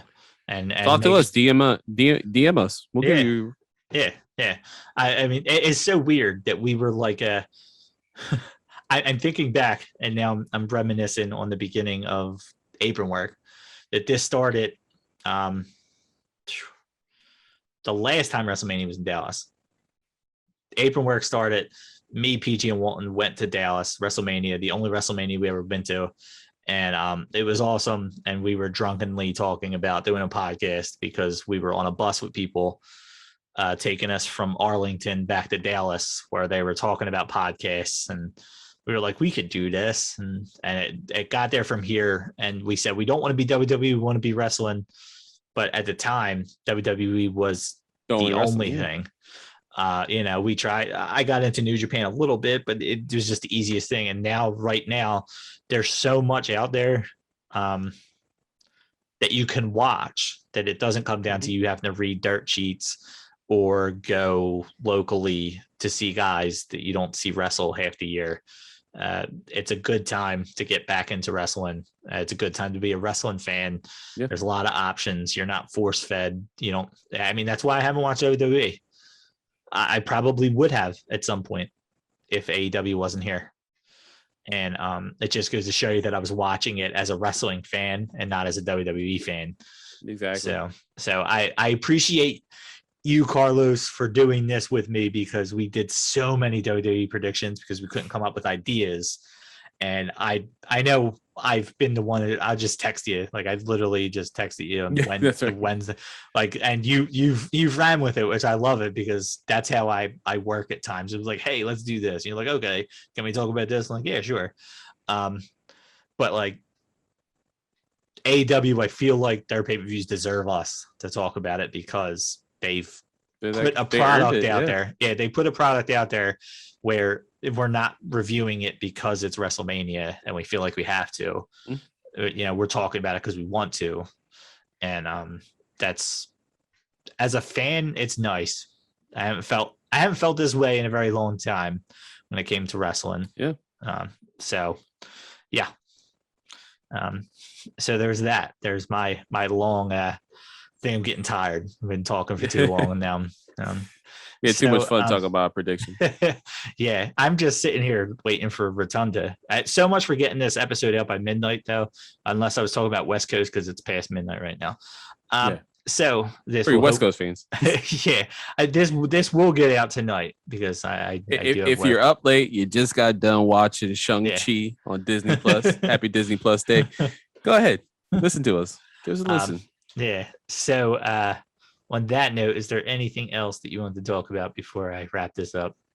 No, man, just typical stuff. Follow us on at Apron Work, and what's your Twitter? My Twitter? Yeah. Or the Apron Work. But you do more stuff on Apron Work than your own. I think it's at Apron Work. You would think I would know this, right? No, ours is definitely at Apron Work. So what's mine? At Michael R. Respass. There you go. Yeah. But I usually I was gonna say you do more stuff on our work. I usually half the time, if you ever see me, or if you ever see Apron Work saying I feel this, it's me. It's Mike. Yeah. And then you'll see me right under it, but like, I agree. Yeah. But that's every once in a while, my personal thing. Sometimes I'll speak for Carlos and I'll say we without talking to him, but you're usually right though. Yeah. Well, that's why I'm the last one standing. I'm still here. Peachy and Walton aren't, because I was the one always right. But yeah, on that note, I will get this out. And I will hopefully get the rest of the episodes and maybe following Full Gear. I don't know what we're going to talk about next week, but which has been nice. I like rolling with the punches. I feel like we've gotten more up-to-date information. As long as WWE doesn't release the rest of their roster. Poor WWE. Well, you know what? I got a good topic. I'll tease it and we'll see if we'll run with it next episode. Predicting what WWE 2K22 is going to be like now. Okay. Yeah, it's funny. You made a comment about a meme or something about Cody, and I was going to reference a meme about WWE 2K, but we could talk about that next week. They said unless Rotunda shows up, and then we're probably just doing that's all. It's half Rotunda, half like, oh yeah, I guess this game's fucked. I don't know. But yeah, so it's been nice. We've been here every week. Yeah. I don't expect to, Disney screwed us up a little bit, but yeah, again, my rambling. I'll get the old episodes up, and hopefully we can start working on some interviews. I'm excited for a couple. I think there's at least 2 of them out there that we can get. That I feel good about. I'm not going to keep throwing names out because we probably won't get any of them. But there's 2 of them I feel good about. I randomly thought about this, and I this is something I wanted to do at Interchamp, and I never got a chance to. And I think this is the perfect podcast for it. I have an idea for Christmas time. Okay. I'm gonna mention it now on air so it happens. Right. We both. Now I watch this more often. I don't know if you've ever seen it. You need to watch Goldberg starring in Santa's Sleigh. It is a Christmas horror movie starring Goldberg as Santa Claus. That is it. I'll say. Okay. I think one of our episodes should be a review of that.